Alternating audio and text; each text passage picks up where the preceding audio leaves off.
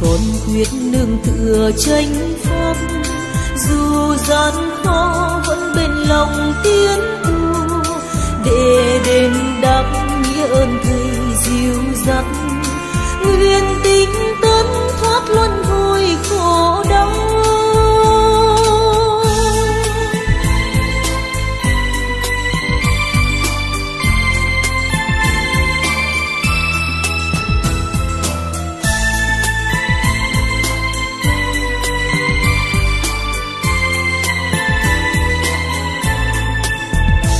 Thầy con với nụ cười ánh mắt đẹp tươi lắm, chiếu soi ngàn tối tăm.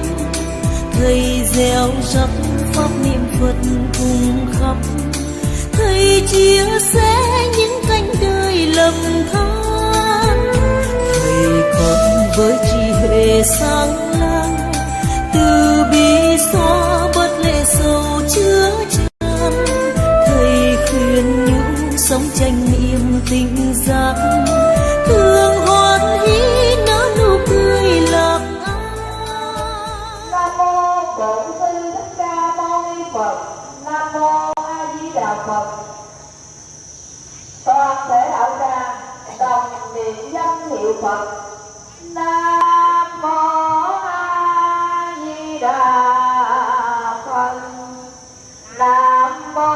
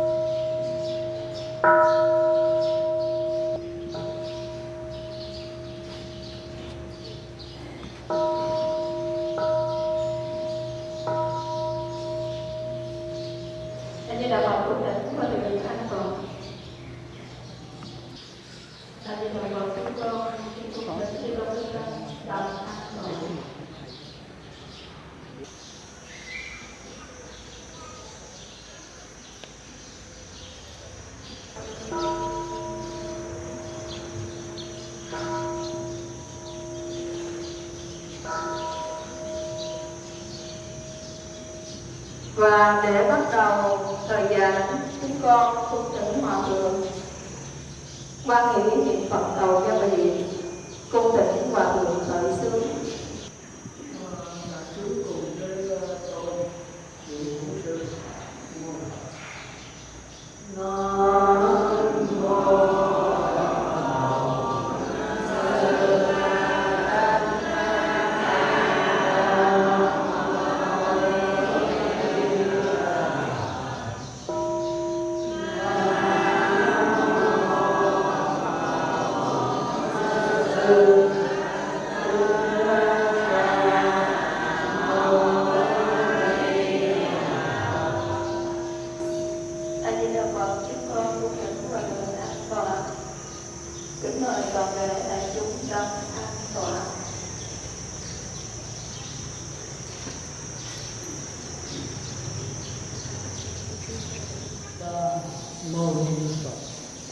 Mô Phật. Và hôm nay cũng có duyên lành về Phật Pháp, mà cũng là ngày 17 tháng 7 thì cũng có ni trưởng tại tỉnh Xá Ngọc Trường đây có nhã ý thỉnh tôi đến để giảng về pháp môn tịnh độ trong khóa tu Phật thất hôm nay. Vậy trước khi đi vào bài giảng, tôi cũng xin cầu chúc cho pháp hội của chúng ta cũng như toàn thể pháp giới chúng sanh đều chống giảng sanh cực lạc và thành Phật đạo. Nam mô A Di Đà. Chúng ta thấy rằng sau khi Đức Phật Thái tử Siddhartha thành đạo lấy hiệu là Phật Thích Ca Mâu Ni, thì Ngài biết rằng hiện tượng giới này cũng phải trải qua 4 giai đoạn: thành, trụ, hoại, trở về không. Thì cái giáo pháp của đạo Phật cũng phải vậy thôi. Thời kỳ trưởng thành đó là 1000 năm, vì thâu người nữ cho nên mất 500 năm. Thời tượng pháp là 1000 năm, rồi thời mạt pháp là 10.000 năm.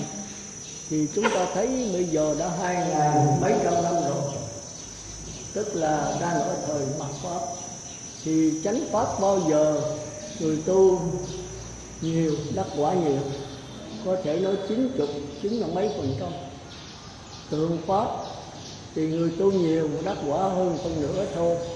Còn thời mạt pháp thì 100 người tu mới có 1, 2, 5, 10 người là đắc quả thôi. Thì cái thời buổi chúng ta là thời buổi mạt pháp, 2000 mấy trăm năm rồi, tức là 7-8 ngàn năm nữa thì Phật Di Lặc mới ra đời. Đó là cái lý do mà Phật Thích Ca mới thấy rằng thời mạt pháp chúng sanh khó tu. Mà khó gì cái gì? Thật ra pháp thì không có mạt, thời nào cũng vậy hết. Nhưng người tu sơ cơ, cái quan trọng nhất là phải có thầy sáng, bạn lành, tức là có hoàn cảnh thật là thù thắng thì mới có thể đắc thành đạo quả được. Thì chúng ta thấy sau khi Phật Thích Ca tịch diệt rồi thì chúng ta cũng như con rắn mất đầu, con nghe mà không có người thay thế.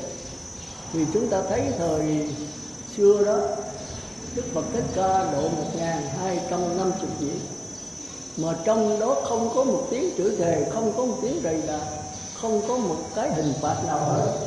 Thì chúng ta biết cái đức Ngài cỡ nào. Còn bây giờ chúng ta sống chung nhau 5-10 người là có cãi lộn rồi, có khi đi tới đánh lộn đó. Thì quý vị nhìn chỉ biết, ít có cái giáo hội nào sống chung được vài trăm, chứ đừng nói là vài ngày. Mà chúng ta biết rằng hồi Đức Phật tịch diệt ra 1250 vị thì 1249 vị đắc quả La Hán, còn mình A Nan là đắc quả thánh nhập lưu đầu tiên thôi. Thì Đức Phật mới tuyên truyền cho chúng ta biết rằng thời sau này đạo Phật thì hầu hết là tự lực, chỉ có pháp môn tịnh độ là vừa tự lực vừa tha lực.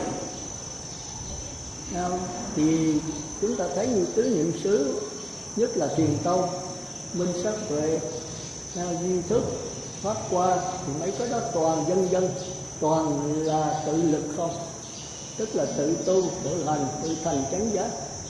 Còn tịnh độ đó thì tự lực là phải nhất niệm, nhưng mà nhất niệm thì sanh về cõi trời. Mà Đức Phật Thích Ca ra đời này không chỉ có cõi trời thì phước báo giàu sang quan quyền vua chúa, sự sung sướng thanh nhàn của cõi trời. Mà chúng ta biết hiện tượng giới đó, hãy có phước báo là có tội trong đó, hãy có ngày là có đêm, hãy hoa nở thì phải tàn, trăng tròn thì phải tuyết, nó là như vậy. Còn cái cõi Phật là không có vấn đề đó. Cõi Phật là sống vĩnh viễn, vô lượng quan, vô lượng thọ, vô lượng cam lộ. Nó khác nhau làm sao? Thì cõi này là do tư tưởng chúng ta tạo ra, còn cõi tịnh độ đó là do cái Phật lực của A Di Đà tạo ra. Cõi đó toàn là hào quang chứ không có sắc thân, tạo bằng tư tưởng như bây giờ. Thì chút nữa tôi sẽ đi sâu vào vấn đề đó để quý vị biết cái cõi Phật với cõi người, cõi trời và cõi tiên nó khác nhau làm sao. Thành ra 62 tôn giáo thời Đức Phật đó là dạy về cõi tiên với cõi trời thôi. Đức Phật thấy cái đó là không được. Thành ra sau khi đắc quả, sau khi mà đi tìm đạo là gặp A-la-la quốc đầu Lâm Phất, thì hai ông này dạy cho vấn đề tương tự. Vô sự xứ là tương tự A-la-hán, một hóa ra là một vô không thật. Thành ra sau đó Ngài phải tự đi tìm thấy dần cái độ cây Bồ Đề sau 49 ngày tham tìm nhập định, thì Ngài thấy được cái bất tử, thì từ đó mới có đạo. Nhưng mà tôi nói sơ thôi nhá, thấy được cái bất tử rồi Ngài tính không ra giáo hóa. Bất tử thì ai cũng có, không phải là thiên đàng, mà tất cả chúng sanh từ địa ngục, vật lý, sinh lý, ngạ quỷ, súc sanh, Atula tới người trời đều có Phật tánh, đều có cái bất tử. Nhưng chúng sanh vì vô minh, vì truyền cái che mờ cho nên không nhận lại, thì cứ đi lẫn quẩn pháp môn tiến hóa cải sửa. Vì tu là cải sửa mà. Chúng ta thấy là trước trời mà thì cái tu có nghĩa là cải sửa. Bây giờ cũng vậy, chúng ta tu là cải sửa, nhưng mà đạo Phật không phải vậy. Tu là nhận lại là không có cải sửa, tức là nó sờ ở đó. Nhưng mà tại mình quá hỗn tạp, mình quá nhiều vấn đề, thành ra mình không đủ cái thanh tịnh để nhận lại. Nó khác chỗ đó. Mà chúng sanh làm sao mà thanh tịnh để nhận lại, nhất là thời buổi này. Chúng ta thức dậy là phải nuôi số vấn đề. Còn thời Đức Phật đó thì cuộc sống chúng sanh rất là đơn giản. Nhờ cái đơn giản đó chúng ta mới dễ có thời gian ngồi thiền và nhận lại cái bất tử. Nó không có pháp môn, không có bộ sư, không có từ trường, không có lai thai, không ai chỉ ai được về cái bất tử hết. Mỗi người phải tự đi lấy cái đó, còn kêu là Phật tánh, còn kêu là chân lý, còn kêu là niết bàn thực tịnh, niết bàn thực chiếu, phải là Như Lai gì đó, cái đó danh từ thôi. Thì cái đó là cái không còn chết nữa, không còn sống chết nữa. Thì bất cứ người tu giàu tôn giáo nào cũng vậy. Cái đầu tiên là đặt vấn đề sống chết lên đầu. Sanh tử là đại sự, vô thường mau chóng đó. Làm sao giải quyết sanh tử? Thì đạo Phật cũng vậy. Nhưng mà các tôn giáo làm cái sanh tử thông tháo thì chuyển qua cái sanh tử như thế, là tiến hóa, là cải sửa lên các cõi trời. Thì cõi trời cũng là cái sinh ra đó, bác có là sống lâu hơn, hàng triệu tuổi, hàng tỷ tuổi, nhưng rồi cũng phải chết. Còn đạo Phật là bất tử, thì tất nhiên là cái sắc thân đó là vô lượng quan, vô lượng thọ, vô lượng cam lộ, hào quang sáng suốt. Thành ra mà mình muốn coi mà Đức Phật Di Đà quan thế ông đại thế chí mà xuống tiếp dẫn mình, thì mình nhìn ở dưới gạch đó không có bóng. Chúng ta ngồi đây ở dưới gạch nó có cái bóng, còn có thực tại là không có. Bởi vì nó không có không gian, nó chỉ có thời gian, có cái dòng nước chuyển biến thôi chứ không có sống. Mà có sống là do tư tưởng tạo ra, thành ra nó có hoại. Thành ra chết là chết như con phôi phú. Thì bữa rằm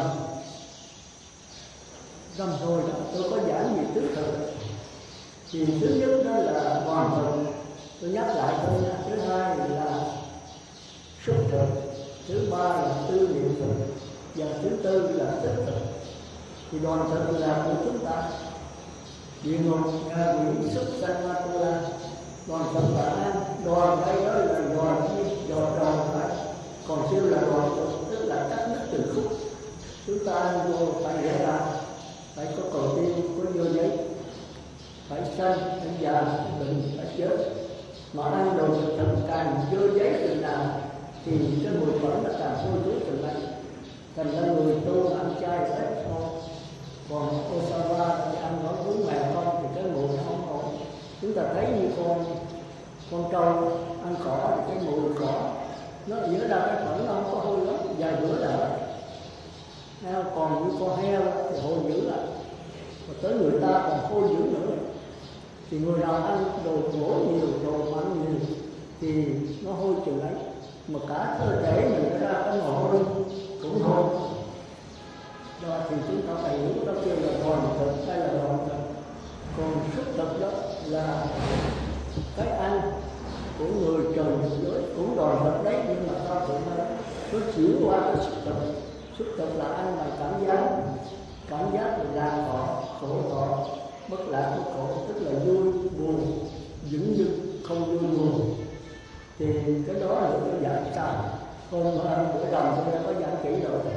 Còn cái thứ ba là tư niệm thực, tức là từ tứ thiền tới tứ không. Tư là gì?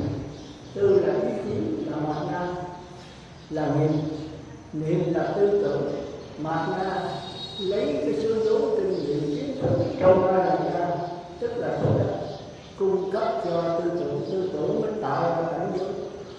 Hư không vô biên, tức vô biên, vô sở hữu vi tưởng. Thì cái này không có sắc tay nữa, toàn là do tư tưởng tạo ra, tư tưởng chìm đắm trong đó, kêu là tư niệm thực. Đại khái như vậy. Còn cái thứ tư là tích thực, đây mới là cái tích thực, là cái ăn bằng đứng lặng nhập vào đứng lặng, sát na nhập vào sát na. Đó là tiếng giới của nhập lưu nhất chẳng lai bất lai và vô sanh a la. Thôi tôi nói chơi vậy thôi, thì đã đại khái vậy đó. Thì các bậc thánh nhân từ nhập lưu cho tới a la hán tới bích chi Phật, Bồ Tát, Thiên Như Lai đều ăn bằng thức thực. Thì thế giới cực lạc mà Như là cũng ăn bằng thức thực. Thấy không? Thì thành ra có nhiều người nói là cõi cực lạc đi 10 phương cúng dường chư Phật trở về tìm ngũ ngọt. Mà nếu có ăn thì có nghĩa, thì thế giới cực lạc vô giấy làm sao kêu là tịnh độ được. Lầm. Nó có 4 cách ăn. Rồi chúng ta nói sơ thôi. Thì hôm nay tôi muốn giảng về cái nguồn gốc rõ ràng của tứ thực này trong sắc thân của chúng ta. Đạo Phật là đạo của cuộc sống, là đạo của sắc thân. Mà chúng ta tưởng tượng tùm lum thì nó đau khổ. Thì tôi thấy trong 5 bộ Nikaya thì có trong Trung Bộ Kinh có bài kinh 66 là giảng tương đối là sâu sắc, thâm thúy và rõ ràng nhất. Thì tôi đã giảng ở Trà Vinh mấy chục năm về trước lần thứ nhất. Tôi giảng tư tưởng coi, lúc đó tôi còn căn tôi còn thấp, tôi không có những bậc giả hiểu rồi, nhưng mà không biết cách giảng đâu có 1 năm mấy 2 năm. Tôi nghĩ thời gian Phật tử tỉnh lại thì tôi cũng giảng lại kinh 66. Tôi thấy mình giảng thiếu sót nhiều, không có đưa qua giải thoát, toàn là đạo người trời. Tôi mới giảng lần thứ 2, tôi xen bát nhã vô đó thì cũng giảng lần 2 năm. Nửa tư tưởng nửa bát nhã, có cái tôi giảng bát nhã không nổi, vì đó tôi không kéo. Thì tôi lâu rồi giảng nhiều lần mới kinh nghiệm. Rồi tôi nghĩ cách tôi năm mấy rồi tự tỉnh nữa là tôi giảng lần thứ 3. Kỳ này mới bảo bát nhã tương tục. Vậy bát nhã tư tưởng là một hay là hai? Thì chúng ta nói là một là sai mà hai là trật. Cái bát nhã nó bao trùm mọi tư tưởng, còn tư tưởng thì chưa đối cái bát nhã, nghĩa là tư tưởng phải mượn cái bát nhã để mà duyên sinh. Cái này có thì cái kia có, cái này không thì cái kia không, cái này sanh thì cái kia sanh, cái này diệt thì cái kia diệt. Cái sanh diệt là thế giới của chu kỳ, nương vào thế giới của sát na để mà phát hiện. Tôi lấy một cái ví dụ thì quý vị hiểu được. Thế giới của sát na còn kêu là linh hồn, tức là cái dòng ai lại gia sinh thức quẩn. Hồi nãy chúng ta kêu là thức thần, cái an của Phật Thánh. Nó giống như cái dòng nước chúng ta đang mà diễn vọng ra sông, chúng ta ngồi xem cái dòng nước nó chảy thì nó đứng lặng, nó yên lặng đứng lặng, nó trôi chảy hoài. Mà đã trôi chảy rồi thì là một, mà đứng lặng thì không có sống, không có tướng thì đó là chơi. Thành ra linh hồn chúng ta nói là chơi là sai, nói là động là động, mà là chơi vọng hoàn hồn. Ai có mà nghe nhiều lần thì biết, còn cái người mới thì giảng chuyện học hỏi mấy bạn trước mình. Tôi giảng kỳ này nữa là kỳ thứ 4 rồi đó, thì tôi tính toán cho nó gọn, cho nó rõ ràng hơn. Mà mấy người mới thì thấy nó tùm lum hết thì sao họ lại thấy. Thì chúng ta ngồi nhìn cái dòng sông, linh hồn chúng ta trôi chảy hàng ngày, từ cái giọt nước này nó tiếp diễn qua giọt nước khác. Chúng ta thường kêu là sát na, còn cái kia kêu là chu kỳ. Một sát na đó có 1/90 sao, 1 giờ có 60 phút, 1 phút có 60 giây, 1 giây có 60. Sát na 1 giây có 60 sao và 1 sát na có 90 giây. Thì chúng ta biết nó chảy nhanh như thế nào. Mà cái đó chúng ta làm. Thật ra cái sát na đó là sát na của nhập lưu. Còn nhất giảng lại cái sát na nhanh hơn, có thể là 1/1000 sao, và bất lai nhanh hơn nữa là 1/triệu, 1/tỷ sao. Rồi tới A La Hán thì thành tốc. Tới A La Hán Như Lai chúng ta không thể nào mà dùng cái danh từ diễn tả được. Tôi đại khái như vậy. Thì chúng ta thấy rằng cái cuộc sống chúng ta nó rất phức tạp, chúng ta cái hiểu biết chúng ta nó quá cạn cợt.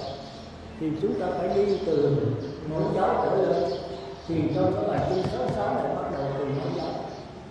Từ mẫu giáo thì tôi xin đọc cái bài kinh 66 rồi quý vị về đó.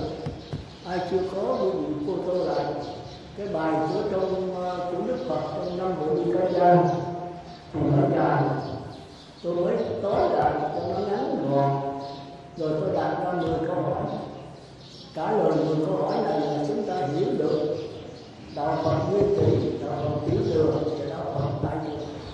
Cũng có bài này mà cái cách giảng khác nhau.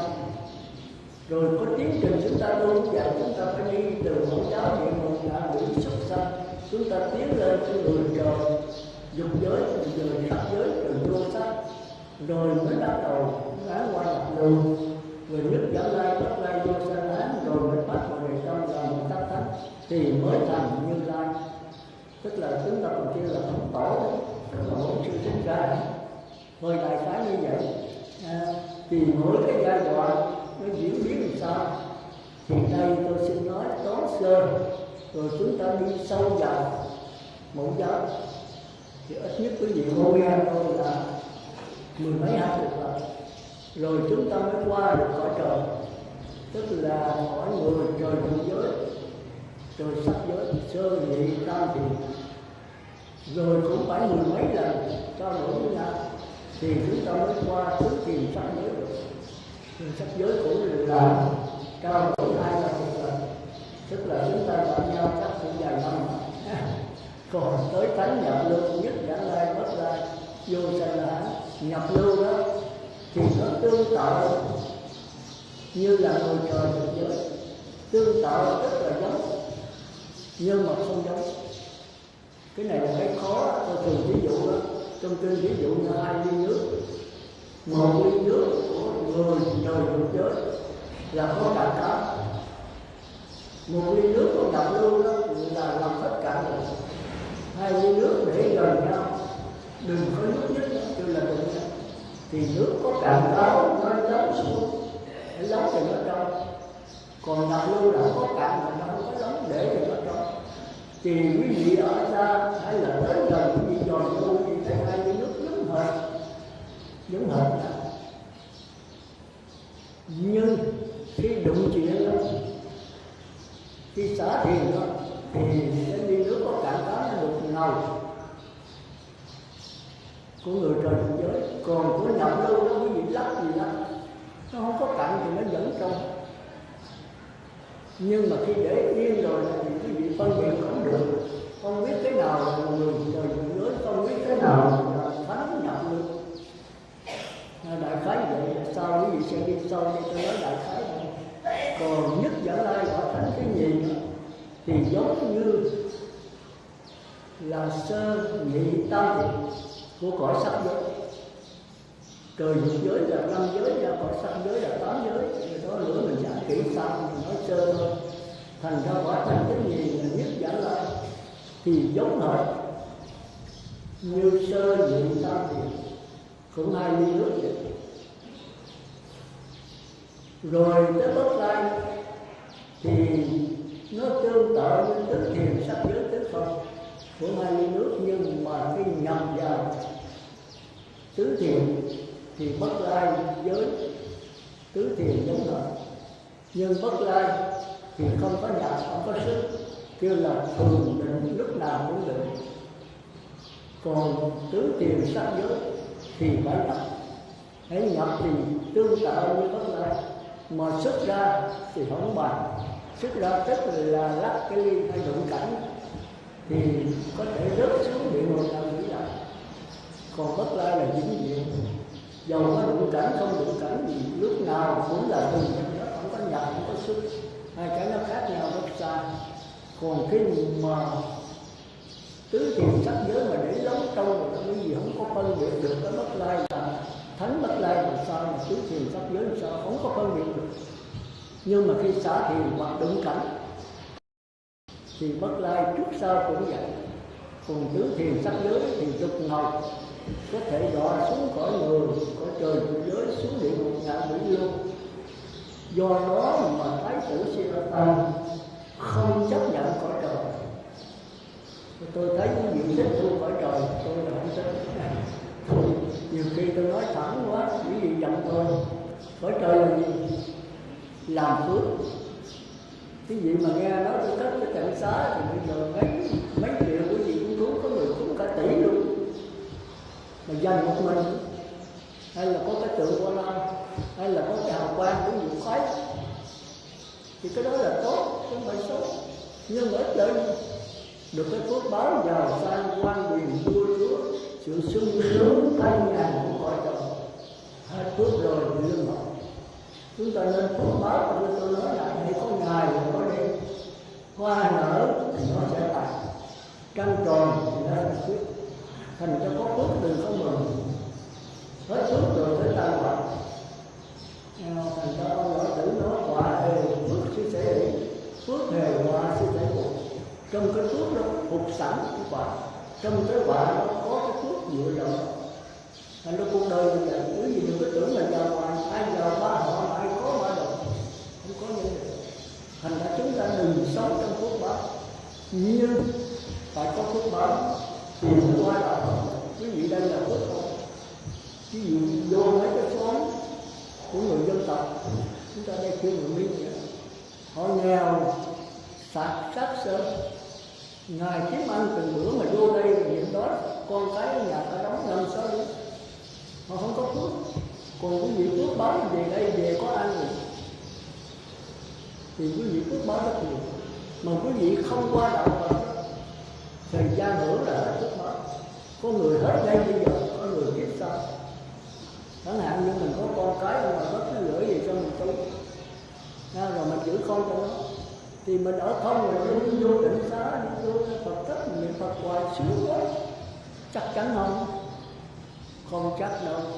Giờ đùng một cái ngoại nó bị xe đụng, cái là xe cộ nó chết rồi thì hai vợ cho mình nữa, rồi hai đứa con của nó, ba đứa con nó mình nhận đi rồi làm sao? Rồi không có đi Phật thất nữa, đầu tắt mặt tối làm để nuôi cháu. Thành ra cái phước báo ẩn cái quả, thành ra hễ có cái phước lúc nào cố gắng tu lúc đó, đừng có ngồi ngồi. Nhưng mà tu đừng có tu người cầu, tu phải qua đạo Phật. Và Phật thì không nằm trong phước báo, nó là cái dòng nước. Còn cái phước báo là sống. Sống thì có sống tốt, sống xấu, sống ngày, sống đêm, sống thiện, sống ác. Còn cái dòng nước thì chưa hề, nó không có sống, nó chỉ là cái dòng nước yên lặng. Thì nếu quý vị nhận được cái dòng nước là ta, thì quý vị thành Phật. Còn quý vị cho sống mình là tôi, là của tôi, là tự ngã của tôi, quý vị tiếp tục luôn. Thành ra cái sanh này tôi nói là của tôi, thì tôi tiếp tục luôn rồi. Tôi vẫn có sắc thân, nhưng mà tôi không giết mất. Ví dụ tôi đi, thì thân đi, tôi biết thân đi, cái biết không có đi. Tôi đứng, tôi ngồi, tôi nằm, thì thân đứng ngồi nằm, chúng ta biết không có đứng ngồi nằm. Rồi cảm giác dễ chịu khởi lên. Tôi nói cảm giác của tôi dễ chịu linh hồn, cái cảm giác này là tôi. Còn khi cảm giác dễ chịu, khó chịu khởi lên, tôi biết rằng cảm giác này là do dây thần kinh phát hiện. Thì cảm giác không phải là tôi, không phải của tôi, mà cái biết cảm giác, cái biết này mới là tôi. Còn khi tư tưởng phát hiện phân biệt phải quân, tốt xấu, dinh dùng, lợi hại, khen chê, thì đây là tư tưởng phân biệt. Tôi biết tư tưởng phân biệt thì cái biết không có phân biệt, mà nó biết được tư tưởng. Thành ra cái biết này với tư tưởng không phải một, mà cũng chẳng phải khác. Nhưng mà tư tưởng thay đổi cái biết luôn luôn như vậy, bất sanh bất diệt, bất cấu bất cạnh, bất tăng bất giảm. Thì cái biết này từ sắc thân, từ cảm giác, từ tư tưởng, từ ý chí có một cái. Cái này tôi phải nói nhiều ha, quý vị cô gắn cũng như cái dòng điện vậy. Nó có một dòng điện thôi. Nhưng mà nếu lúc bóng đèn nó cho ánh sáng, lúc bà ngủ cho sức nóng, lúc quạt máy nó cho quay, lúc radio nó cho hát, lúc tủ lạnh nó cho nước đá. Thì bóng đèn, ánh sáng, sức nóng bà ngủ, tủ lạnh khác nhau hoàn toàn. Nhưng mà trong đó có một đường điện duy nhất. Thì cũng vậy, chúng ta nói thấy bằng mắt, nghe bằng tai, ngửi bằng mũi, nói bằng miệng, đi bằng chân. Cặp không đúng lắm. Thấy bằng gì ha? Thấy bằng linh hồn. Nghe bằng gì ha? Linh hồn. Ngửi bằng gì ha? Cũng bằng linh hồn. Nói bằng gì ha? Cũng linh hồn. Quý vị niệm Phật bằng cái gì? Ở đây niệm Phật bằng cái gì? Ai biết đưa tay lên nào?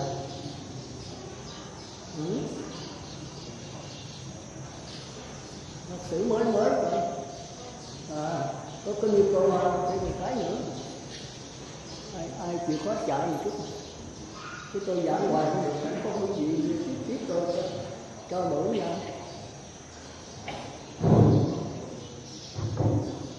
Cô niệm Phật là cái gì? Tâm. Tâm là cái gì?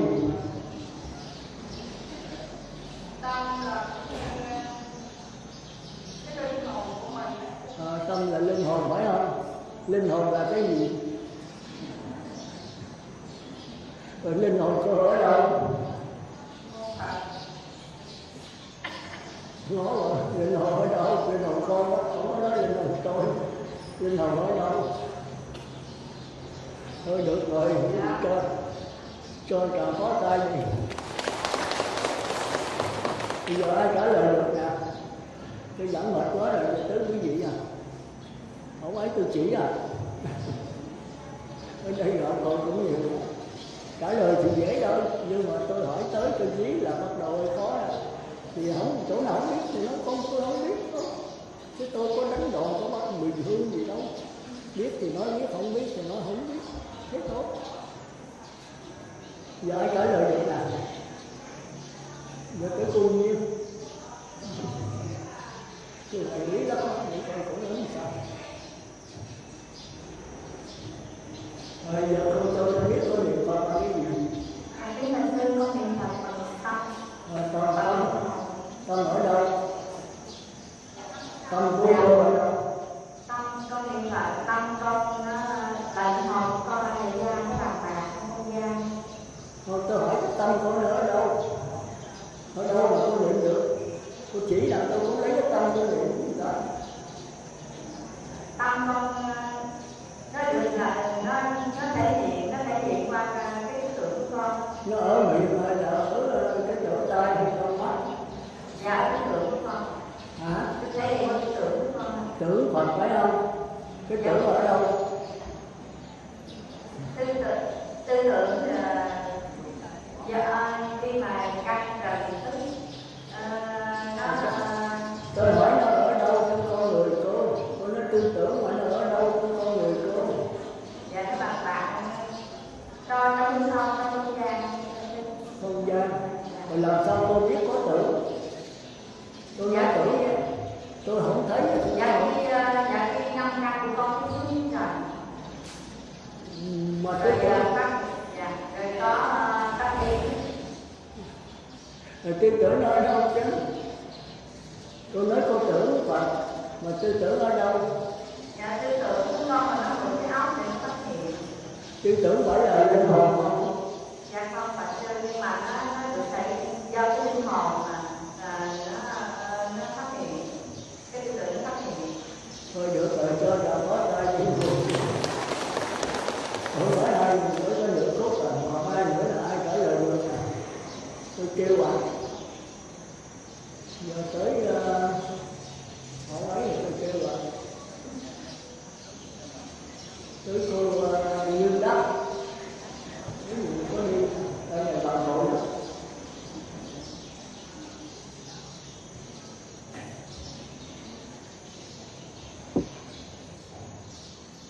Kính bạch sư, con niệm Phật bằng tâm, tâm là linh hồn ở khắp mọi nơi, bàn bạc trên không gian, không có chỉ được thì nó không có hình, không có tướng, nhưng mà nó sẽ thể hiện qua sáu căn, mắt, tai, mũi, lưỡi, tai, óc.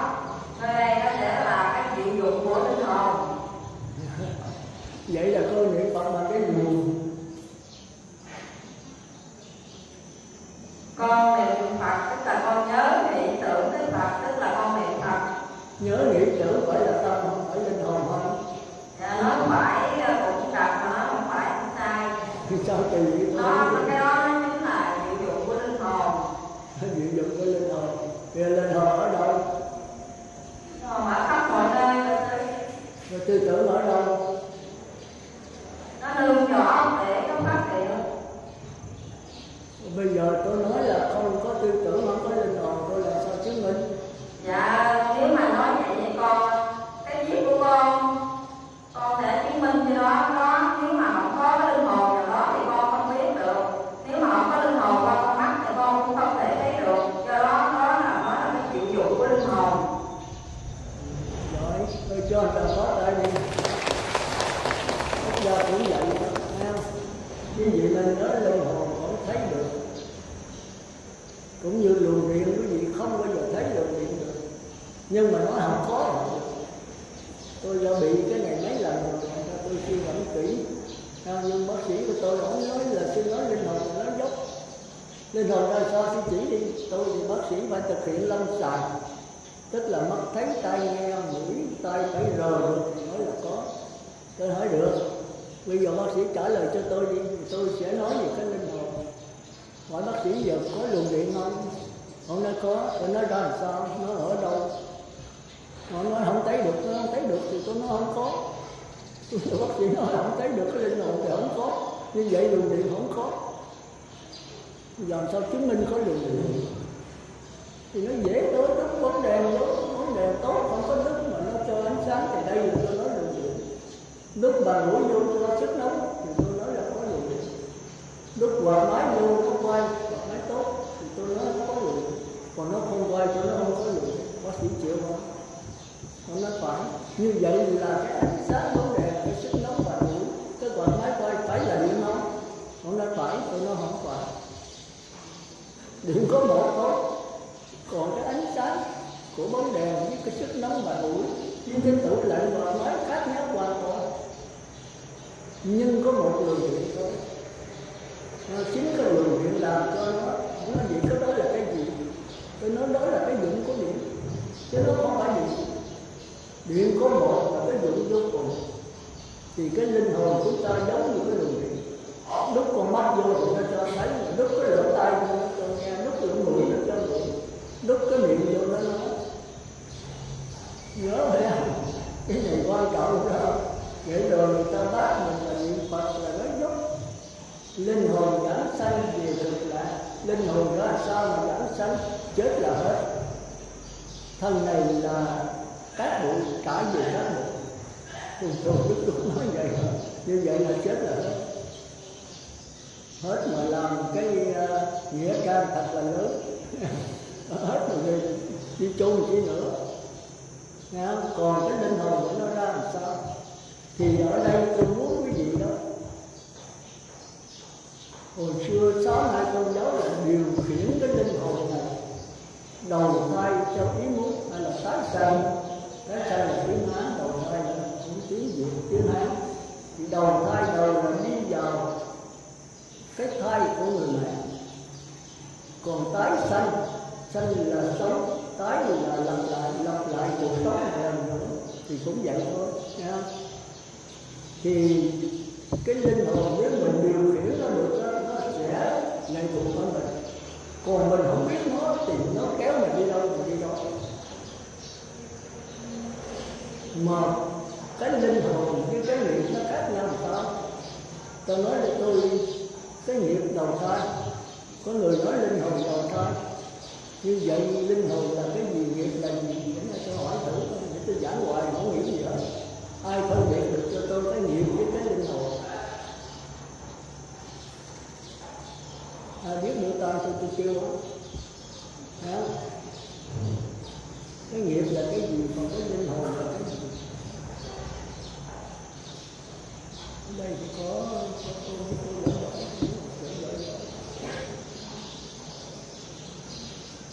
tôi chuyện giao nói lời cho tôi cái nghiệp là cái gì, linh hồn là cái gì.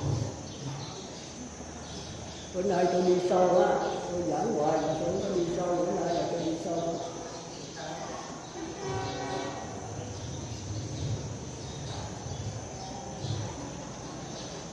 Cho tôi biết con nghiệp là cái gì, linh hồn con đầu thai là do nghiệp hay do linh hồn? Mô Phật, nghiệp là do chúng sanh tạo tác ra được hành động mới tạo được nghiệp. Mô Phật, nghiệp nó ở đâu? nghiệp là do sự tạo tác của chúng ta mới sanh ra nghiệp. Linh hồn. Mô Phật,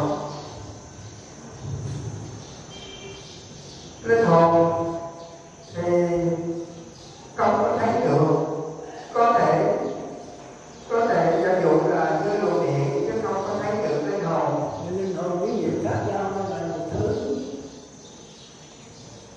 Mô Phật, linh hồn và nghiệp một thứ là không phải. vậy ơi chết rồi cái gì đi đầu thai vậy coi linh hồn? Mô Phật, nếu con chết rồi thì nghiệp sẽ dẫn dắt đi cái sanh, đó là cũng như là linh hồn. Nghiệp linh hồn là một thứ. Mô Phật, Thôi được, cho nào có tay. Bây giờ ai trả lời nữa nè? Bây giờ có cô Liên Long không? Nghe gọi cậu Liên Long lại thấy có đi mà. Này tôi kêu gọi cậu xong, cái mấy câu này là khó trả lời à. Cái cây này nói Phật tử nào giỏi. Bữa nay có cô Trung không à? Liên Long là tới cô Trung. Anh Di Lặc Phật. Nghiệp với linh hồn có cho tôi biết có khác nhau làm sao? Cô đi đầu thai là do nghiệp hay là do linh hồn?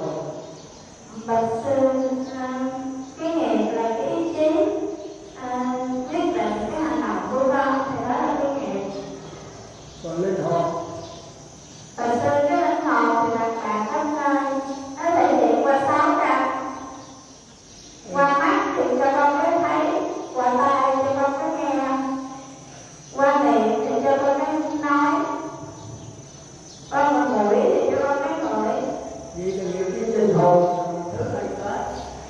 Bạch sư linh hồn này nghiệp thì khi người ta chết thì cái nghiệp cuốn vào linh hồn để đi tái sanh. Rồi lúc mà sống thì cái nghiệp đó ở đâu? Bạch sư khi lúc còn sống thì đó là cái hành động của mình để làm cái nghiệp. Rồi khi chết rồi nó đi đâu? Bạch sư nó theo cái anh đại gia, nó theo cái linh hồn của mình đi tái sanh. Vậy thì lúc mà sống nghiệp linh hồn nó ở đâu? Ở chung hay ở đi? Cái gì ở mình không biết là nó không được là có giả sanh, nó biết được thì nó dễ thôi. Thôi được rồi, cho ta có tay đi, còn này có. Ai trả lời được nè. Giờ có cô Trung không? Trả lời lòng cậu con. Này tôi viết mấy người rồi tội. Cô Trung cho tôi viết về linh hồn nó khác nhau làm sao? Chúng mình nghiệp là ý chí, lựa chọn quyết định để hành động, để tạo nghiệp. Rồi linh hồn là cái gì? Chúng mình linh hồn là cái tư tưởng phát hiện ra óc, nó phát hiện qua mắt thì cho ta thấy, phát hiện qua tai cho ta nghe, phát hiện ra mũi cho ta ngửi, phát hiện ra miệng cho ta nói. Lúc cô còn sống là biết cái linh hồn nó ở đâu? Chúng mình lúc còn sống thì việc của con tạo ra nó chứa vào đại gian. Lúc cô chết rồi thì còn không, linh hồn còn không? Con nhớ thì hơn nữa việc nó vào đại gian và hơn nữa nó Rồi nữa có gì với giảm sanh gì cực lạc? Cái nghiệp ở linh hồn. tư giảng sanh về cực lạc là linh hồn. Và cái nghiệp ở đâu?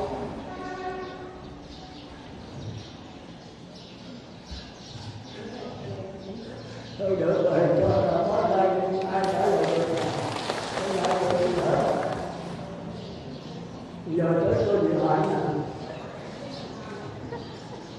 Cái này cái ta gọi tội tôi qua ra. Thấy tôi giảng nhiều quá rồi mà không để ý nữa cho tôi giảng hết rồi. Bây giờ cô cho tôi biết nghiệp với linh hồn nó khác nhau sao?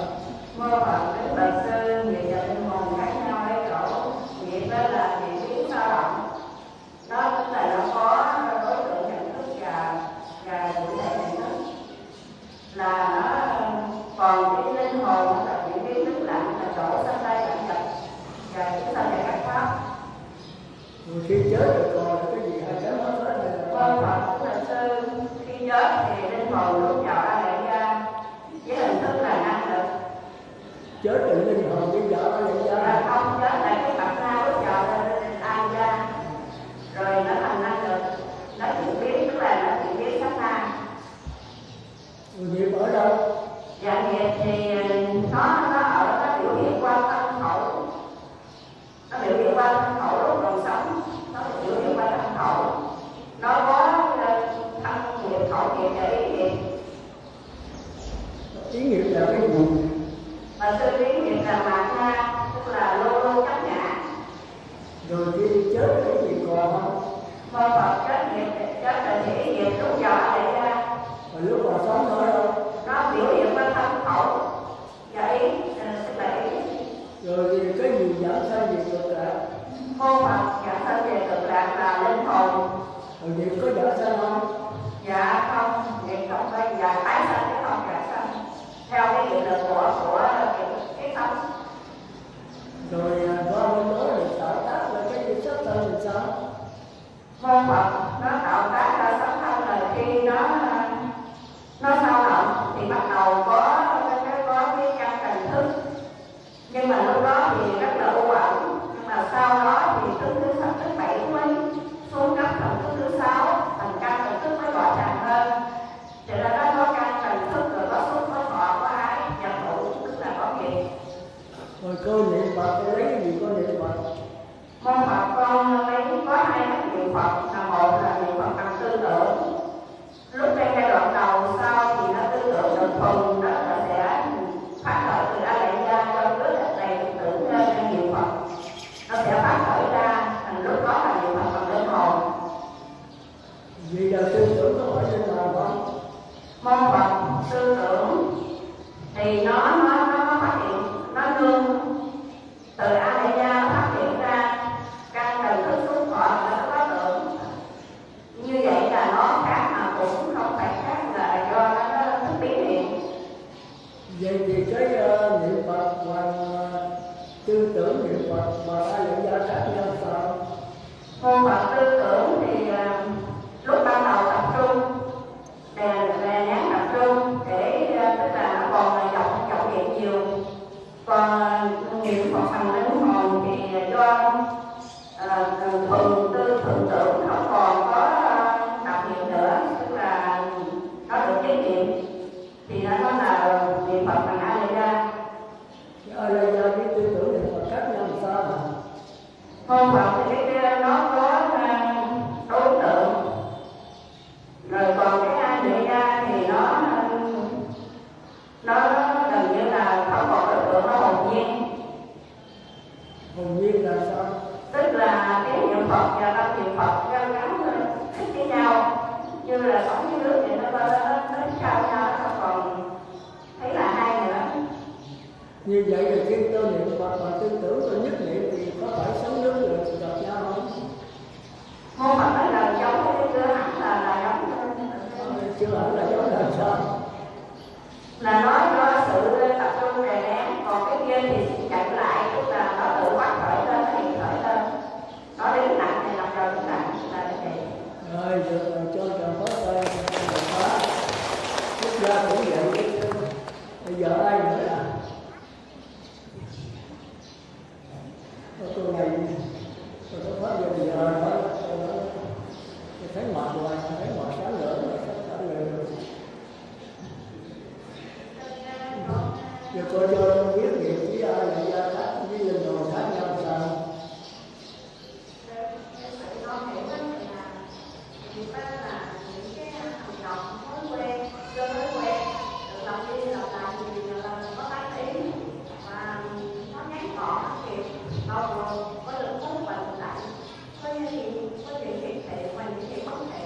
Bây giờ cô còn sống để thì nghiệp ở đâu, linh hồn ở đâu? Dạ, khi con còn sống thì cái linh hồn của con nó trong xác trong con, và nó thể hiện qua 6 căn. Như là khi mắt con nhìn một vật gì đó thì linh hồn cũng sẽ cho con thấy biết cái vật đó là cái gì. Ví dụ nghe sư giảng bài thì linh hồn con nó xuyên qua cái cành tai để mà nghe được cái sư giảng và hiểu sư giảng điều gì. Vậy là cô niệm Phật bằng cái gì, lấy cái gì niệm Phật? Dạ con lấy cái tâm con niệm Phật. Cái tâm là cái gì? Dạ cái tâm là cái linh hồn của con. Nó ở đâu? Dạ nó ở hiện tại nó ở trong cái thân xác của con. Ở đâu? Dạ trong thân xác của con. Ở đâu thân xác hả? Dạ. Thân xác là chỗ nào? Mắt, tay, mũi, lưỡi? Dạ nó không qua 6 căn. Không qua 6 căn. Giống như nó là cái đường điện mà diệu dụng của đường điện á, khi nó không qua 6 căn để cho con cái sự thấy biết, hiểu biết. Cái ý là cái gì? Dạ. Cái ý là cái tư tưởng, hay là khi mình nhận định hay là mình muốn làm điều gì đó thì nó sẽ bằng cái ý. Cái ý nó ở đâu? Dạ, ý ở trong óc. Hả? Nó trong đầu, trong óc. Ở ốc hả? Dạ. Rồi hãy rồi cắt cái đầu cái ý mất luôn. Phải vậy không? Dạ không. Không vậy là cô nói ở đâu? Thì con nói là ví dụ vậy mà. Ví dụ gì mà cô nói vậy? Bây giờ tôi nói cái làn sóng, thấy không? Nó phát hiện ở cái ống lô, thì tôi nói ống lô là làn sóng, chịu không? Con thì nói tôi có ví dụ mà, ví dụ mà cô nói vậy. Cái ốc là cái cơ quan làm phát hiện cái ý, cũng giống như cái ốc, giống như cái ống lô. Còn cái ý là cái làn sóng, thì làn sóng nó mượn làn sóng của ý đó là tư tưởng đó mới mượn cái ống lô ốc để mà phát hiện ra cái nhớ nghĩ tưởng. Thì cái nhớ nghĩ tưởng nó chính là ý, là tư tưởng đấy. Thì nó muốn nhớ nghĩ tưởng nó phải nhờ mặt na là ý chí đem ở trong ai là gia cung cấp chất liệu cho nó mới nhớ Phật nghĩ Phật được. Và nhớ nghĩ Phật rồi nó đưa vô mặt na mới tống vô ai là gia chứa ở trong đó. Cái chừng nó đầy rồi nó mới tràn ơn. Có hiểu kịp không? Có thì vậy chứ không phải cái ốc là tư tưởng. Mà nếu không có ốc tư tưởng nó không có điều kiện để nó phát hiện. Thành ra khi mà cái ốc mất rồi tư tưởng vẫn còn, nhưng mà thiếu điều kiện. Cũng như mà con đập bỏ cái ống lô thì cái làn sóng vẫn còn, phải không? Cô đi kiếm ống lô khác thì có tiếng nói, mà cô dứt cái làn sóng, dứt cái tư tưởng rồi thì cô có 100 ống lô, cô không có tiếng nói, phải không? Đó được rồi, cho nó tay đi.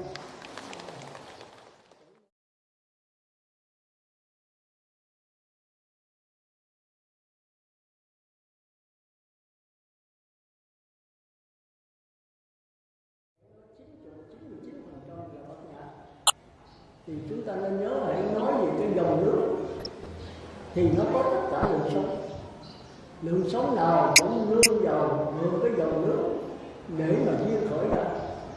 Thành ra cái linh hồn chúng ta, mắt cũng nhờ linh hồn mà thấy, tai cũng nhờ linh hồn mà nghe, mũi cũng nhờ linh hồn mà ngửi.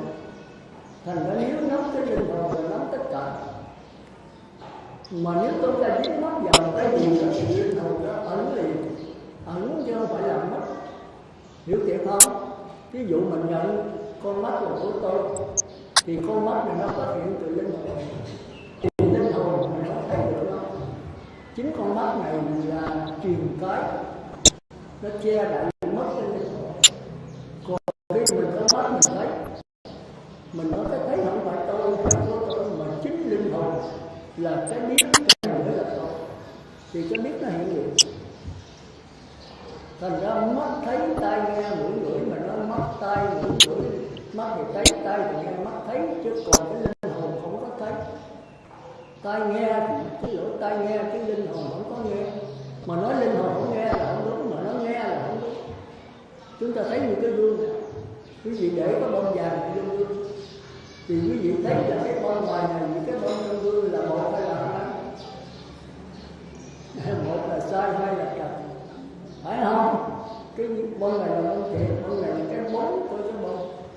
Mà cái bóng của cái bông với cái này là một thứ. Nhưng mà là bóng thì nó đâu có còn 100% thường tí nữa. Thì cái linh hồn cũng vậy, nó nhận cái bông này, cái bông trong này, cái bông trong hồn. Rồi cái bông này qua mất rồi, thì cái linh hồn nó trong cái như vậy. Mà lúc có cái bông này, cái kiến nó cũng trong sạch như vậy. Thành ra có 100 cái bông, 100 cái bình chỉ thì cái gương nó nhận hết. Mà nó không giữ cái nào nhận rồi nó cả phản xạ trở lại ánh sáng. Thành ra khi mấy cái này đi hết thì cái gương nó vẫn trong sáng. Mà có cái này đó thì cái gương nó vẫn trong sáng. Còn mình nhận cái bông ở trong gương này là của tôi thì cái trong sáng nó biến mất, nó ẩn ngay đó. Hiểu chuyện không? Thành ra tu Phật đó quý vị thấy bằng mắt, nghe bằng tai, ngửi bằng mũi, nói bằng miệng. Quý vị đừng có nhận cái thấy này là tôi, mà biết cái thấy nó không phải tôi, mà cũng không phải khác tôi. Thấy bằng mắt thì cái gương nó vẫn biết đi chăng, nhưng mà nó không có dính mắt. vào cái thấy thì cái đó là Phật. Ví dụ ăn món đồ ngon thì các bậc thánh Phật cũng biết rồi đó, biết có thể còn hơn, thanh tịnh là biết hơn, nhưng mà biết rồi cái mai mốt mình kiếm ai nữa nó ghiền, nó dính mắt. Còn cái này ăn rồi qua thôi, có thì ăn, không có thôi. Còn đồ dở mình biết là dở thì Phật ăn này cũng biết là dở, món này không ngon, nhưng mà không ngon mà không bệnh thì Ngài vẫn ăn. Còn mình là lọc bỏ, giờ kỳ sau có nữa là không ăn, Ngài không có gì đâu. Thành ra ngon dở, ngọt béo sống chết các Ngài vẫn có giống Phật mình, không có khác gì. Đau thì Ngài vẫn đau, Ngài biết là dây thần kinh đau chứ cái biết không có đau. Cái Phật tánh của Ngài không có đau. Một khi sắc thân ngã xuống chết thì Ngài biết sắc thân chết, thì thân chết chứ cái biết không có chết. Thành ra cái này chết nhẹ trong cuộc sống giống như chúng ta. Hiểu kịp không? Anh ra tôi nói cho rõ cái đầu, thật ra nó không phải khó, nhưng rất khó. Vì sao mà khó? Vì chúng ta theo cái thói quen, làm theo thói quen. Con mắt của tôi, sắc thân của tôi, phải đánh thì tôi thấy đau, cái đau là tôi. Mình cũng biết đau gì, mà biết đau là cảm giác, chứ cái biết không có đau. Ngài nhận được cái biết thanh tịnh yên lặng, mình không nhận cái biết. Nó ở đâu? Nó cũng ở ngay sắc thân này, nó là dòng nước. Còn cái đau này là lượng sống. Thành ra sống với dòng nước không phải một, không phải hai, mà mình chính là dòng nước, chứ mình dòng nước lên nồi, chứ mình không phải là sống. Thành ra Bát Nhã Tâm Kinh nó sắc bất dị không, không bất dị sắc, sắc tức dị không, không tức dị sắc. Tức là linh hồn chẳng khác gì với sắc thân, sắc thân chẳng khác gì linh hồn. Linh hồn tức là sắc thân tức là linh hồn. Thành ra chúng ta đọc hoài chúng ta không hiểu. Mà khi linh hồn đó, cái dòng nước này nó yên lặng thì nó không có một lượng sống nào hết. Nhưng mà khi có gió bát con tham sân si nổi lên thì bắt đầu có mặt nạ. Thì mặt nạ Ngài mới là tạo ra tâm giới, tạo ra dục giới, sắc giới, vô sắc. Khi mình tu yên lặng rồi, cái mặt nạ nó yên rồi thì nó trở về dòng nước linh hồn, không còn tướng. Thì cái linh hồn không bao giờ sống, không bao giờ chết, không bao giờ thêm, không bao giờ mất. Nhưng mà chính chỗ đó khi mà nó xáo động thì nó tạo ra cái mặt na, tức là lượng sống mà chúng ta thường kêu là ý chí, kêu là nghiệp, kêu là thức thứ bảy, kêu là truyền thống thức, kêu là thức sanh diệt, kêu là thức vô quẩn, thôi gì trên từ đó, đại khái như vậy. Rồi khi mà chết rồi đó, thì cái mặt na này nó tạo ra tư tưởng, năm thức trước mắt tai mũi lưỡi, rồi nó tạo ra cái hành động nó đeo cái chủng tử đó vô trong ai lại ra. Mà chủng tử đó thì nó giống như cái hột giống như dòng nước, nó nằm trong ai lại ra thì nó bị chuyển thành cái dòng nước chứ mà không thấy. Nhưng mà trong cái dòng nước này có những cái hột nước, khi nào có gió tham sân si ra thì cái hột nước này nó mới kết tụ lại nhau, nó làm thành cái hình tướng. Đại khái là như vậy. Hiểu kịp không? Hiểu không hiểu thì thôi, mai mốt thì thật lại. Chứ giờ hiểu dẫn cho rõ là cũng được. Cái gì bao giờ tôi chắc dặn trong lần nữa ha. Thì trong cái bài kinh 66 này là bài kinh đọc đó, thì tôi sẽ đi sâu vào đó, rồi quý vị lần nữa quý vị sẽ hiểu. Cũng trong sắc thân này thôi. Giờ tôi sẽ đọc.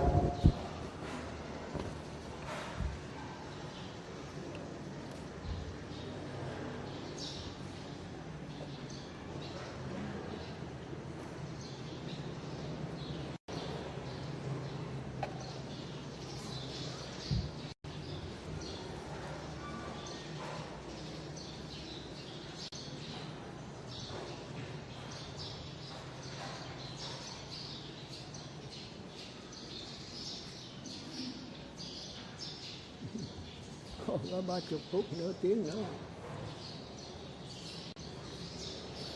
Bài kinh 66 là bài kinh này Phật giảng trong số 148 trong kinh Trung Bộ, thì nó ngắn, nó dài, nhưng mà tôi tóm lại nó rất gọn. Thì tôi thấy cách trình bày của xưa hơn khoa học bây giờ, thì tôi mới tóm lại thì nó rất hay, có nhập đề, có thân đề và có kết luận. Phần dẫn nhập tức là đi vào nhập đề đó có 6 chứng, tức là 6 phần. Không gian thì lúc đó Phật giảng là thành xá dễ, rừng Kỳ Đà, tỉnh xá Tắc Cô Độc, kêu là Kỳ Đà Lâm. Kỳ Đà đó là có thái tử Kỳ Đà, ông là con vua, ông có một cái vườn ở ngoại ô, cách đâu cái thành phố của ông là chừng 6 cây số. Cái đất rất là mấy trăm mẫu, thật là đẹp. Thì Đức Phật muốn cho chư tăng ở cho đó là mình vô đi bác được, thì có 4-5 cây số thì tiện quá, thì Đức Phật chịu cho đó. Ông mới ra, ông năn nỉ ông Thái tử Kỳ Đà nó bán cho ông. Thái tử Kỳ Đà không mất được, tôi đâu có thiếu tiền, tôi là thái tử mà làm gì tôi bán, tôi đâu có kẹt tiền gì đâu. Ông theo năn nỉ hoài 4 năm rồi, thì ông Thái tử Kỳ Đà nói ông cha nội này sao kỳ hết, tôi lại năn nỉ mà kỳ. Cái vườn của tôi có mấy trăm mẫu, ông muốn làm cái gì? Ông nói cúng vườn cho Đức Phật. Không phải ông mở mà nó không, tôi cúng cho, tức là hiến dân cho Phật đó. Ông nói Phật là cái gì mà dữ vậy, ông tôi kính quá vậy. Nói Phật trên đời có kiếm đâu ơi, mấy ngàn năm mới có hiện lên gì Phật như vậy. Thì Thái tử Kỳ Đà nói tôi không có bán, tôi là thái tử mà. Bây giờ nếu ông mua đây ha, ông nói chơi, ông lót vàng tới đâu là tôi bán tới đó. Mấy trăm mẫu mà lót vàng thì cũng biết bao nhiêu tiền. Ông nói được. Rồi ông đi về, thái tử kêu lại nó không được, tôi nói chơi. Ông nói không được, thái tử không thể nói chơi, con vua là nhất nương ký sức là tứ mã nam tiên, ngài nói ra là phải được. Thì thái tử kẹo rồi, ông mới về, ông chở vàng, ông ép lại cho mỏng, vàng mấy ông bà đeo không biết. Mà nếu để cục thì chịu đâu có nổi, nó ép lại mỏng mới trải ở trên đất. Trải tới đâu thì ông mua tới đó. Thái tử nói vậy mà, thì ông trải 10 cái nhà chứa vàng, 10 cái kho. Ông lấy tới 5 kho thì nó cạn, miếng đất tới 10 mấy mẫu nó cạn hết trơn. Tôi ở nhà nó không quá, không nói thôi ta cúng cho Phật mà đã nhận rồi rồi 5 kho kia là kim cương. Ông nó bán đổi ra giá cho mỏng để bị giải hết, thì đâu 7-8 kho thì phải khắp, càng khắp hết cái vườn đó 100 mấy chục mẫu. Thì Thái tử Kỳ Đà ứng quá, trời ơi ra nội này đâu mà già quá trời, thì cúng gì mà trải vàng lên mặt đất. Thì còn mấy cây cây, ông đứng ông chống lạnh suy nghĩ cho mấy cây cây này làm sao mà lót vàng được. Thái tử nó bảo ông có chuyện là ông tính là không mua, ông mua thì trả lại đi, ông lấy vàng đi cái vườn trả lại tôi. Ông nói không phải, nó tại sao ngài đứng là suy nghĩ hoài, suy nghĩ mấy cái cây này không biết tôi lót làm sao cho ngài dự ý. Cái cây nó lót rồi lót vàng làm sao mà mất cái cây được. Thì Thái tử nói thôi, tôi kính ngài, ngài lo cho Đức Phật quá trời, tôi không biết ngài làm sao. Thôi giờ cái cây mà tôi cúng, ngài cúng đất thôi.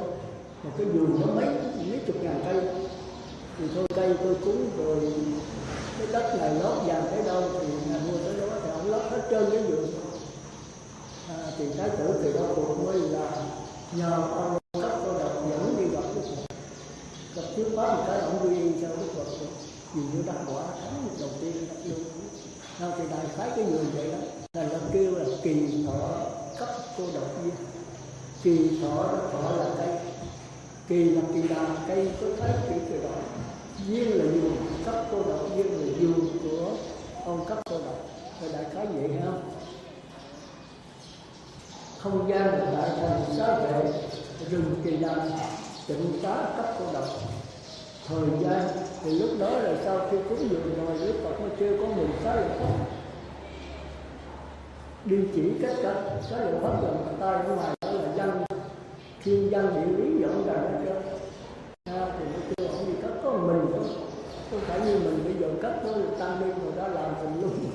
Hồi xưa thì mướn không à, có lỗi giờ lắm thì cách cấp làm sao, cấp tịnh xá của Phật chỗ nào, chỗ Phật ở chỗ chư tăng làm sao thì ông sao là có sự đời ngài là ngoài là ngoại đạo là đã có thiên văn địa lý rồi, thành ra ngài đã đó, thời gian thì một thở nọ, đây là không nói sáng trưa chiều gì hết, thì nói thời gian là một thở nọ. Thì chúng ta đọc trong kinh ở một thở nọ, Thế Tôn an trụ xá vệ thành kỳ trọng viên trung, một liên chứng được không vậy. Thì thời gian đó là một thở. Thứ ba là Thế Tôn giảng, tức là Phật Thích Ca giảng. Bốn là các vị tỳ kheo nghe, giảng cho ai? Đối tượng là các vị tỳ kheo. Giảng cái gì? Giảng là kinh Sáu Sa. Và kinh này nói về cái gì? Nói về nội dung sơ trung hậu thiện phạm hạnh hoàn toàn viên mãn. Nói về cách tu. Lúc đầu cũng là niết bàn, cái giữa cũng là đi tới niết bàn, cái cuối cùng cũng đưa tới giải thoát hoàn toàn. Sơ trung hậu đều là thánh thiện hết. Rồi mới là 6 phần, tôi đọc lại. Một là không gian, hai thời gian, ba là đạo pháp Thế Tôn giảng, bốn là các vị tỳ kheo, năm là lại sáu là nội dung giải thoát. Rồi bây giờ trình bày, Đức Phật dạy vô cái trình bày rõ ràng, rồi mới đi tới nhập lưu, nhất dẫn lai, bất lai, vô sanh lai, được kết luận. Cái bài kinh đọc đó thì cái này kỳ tới Phật tử nào có tâm lên nói ra mỗi người một tấm thì tôi không kịp. Tính giả cái này là mấy năm trước có hết rồi, tử tuổi thì chắc kiếm lợi chắc còn. Tử mới in cái này có 2 tấm thôi, có một kỳ đầu quý vị in cái 3 tấm thì nó nhiều, in coi là có tờ này in 2 mặt thì có 2 tấm thôi. Mà in theo cái chữ này, chữ lớn mà rộng, còn từ trước in chữ nhỏ màu đó nha.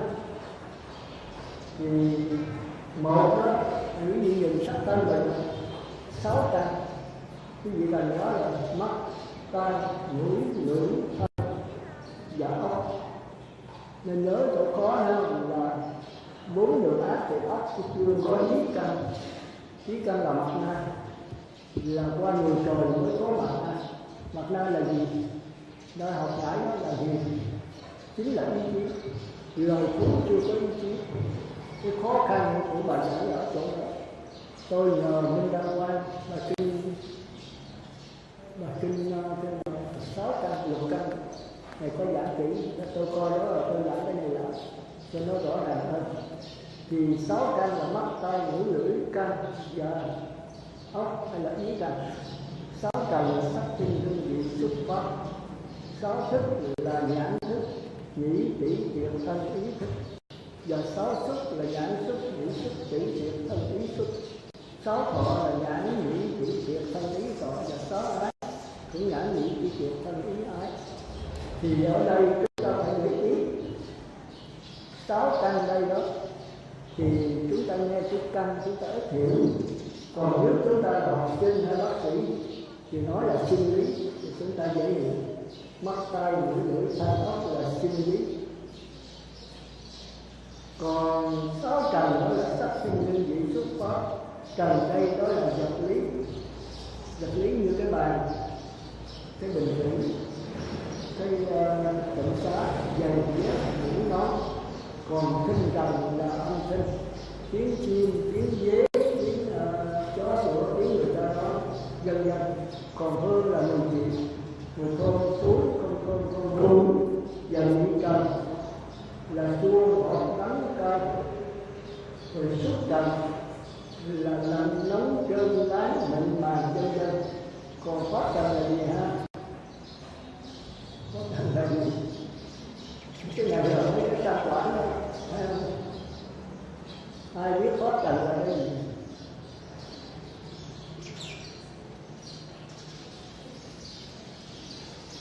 Dân Thái cái micro đâu cô này chạy 2 4 chạy Vì tay hồi tưởng này do một năm thầy sửa từ cái năm thành đầu đã rồi gọi là thành. nói lớn là tôi không nghe nói rồi có mở chưa Một là theo con thì ta thành là còn có là hai cái yếu tố gọi pháp thành đó là danh với khách, nhưng mà cái pháp thành này là do Việt Nam nó phải sửa năm thành đầu, tức là sắc thân hương vị xúc ở ngày sửa năm thành đầu trong gọi là pháp thành. đâu cho cái ví dụ thôi. Anh có nói là hiểu, còn cái tướng của nó là mình còn rõ, thì như vậy là gọi là pháp thành. Thôi được rồi, con còn có tay giờ ai nói là phát thành được nữa nè. Thôi cô còn cái gì cô nói đi. Tôi tìm nè, tôi này cũng gì lắm á. Đâu phát thành cái gì đâu cô nói tôi. Đầu đó, bây giờ được cái tư tưởng nó sửa lại có một cái định hướng rõ ràng thì gọi là phát thành. Thôi con còn có tay đúng vậy đó. Còn cô có giỏi nữa. Rồi tôi đã nhau thì cầm đây đó kêu là vật lý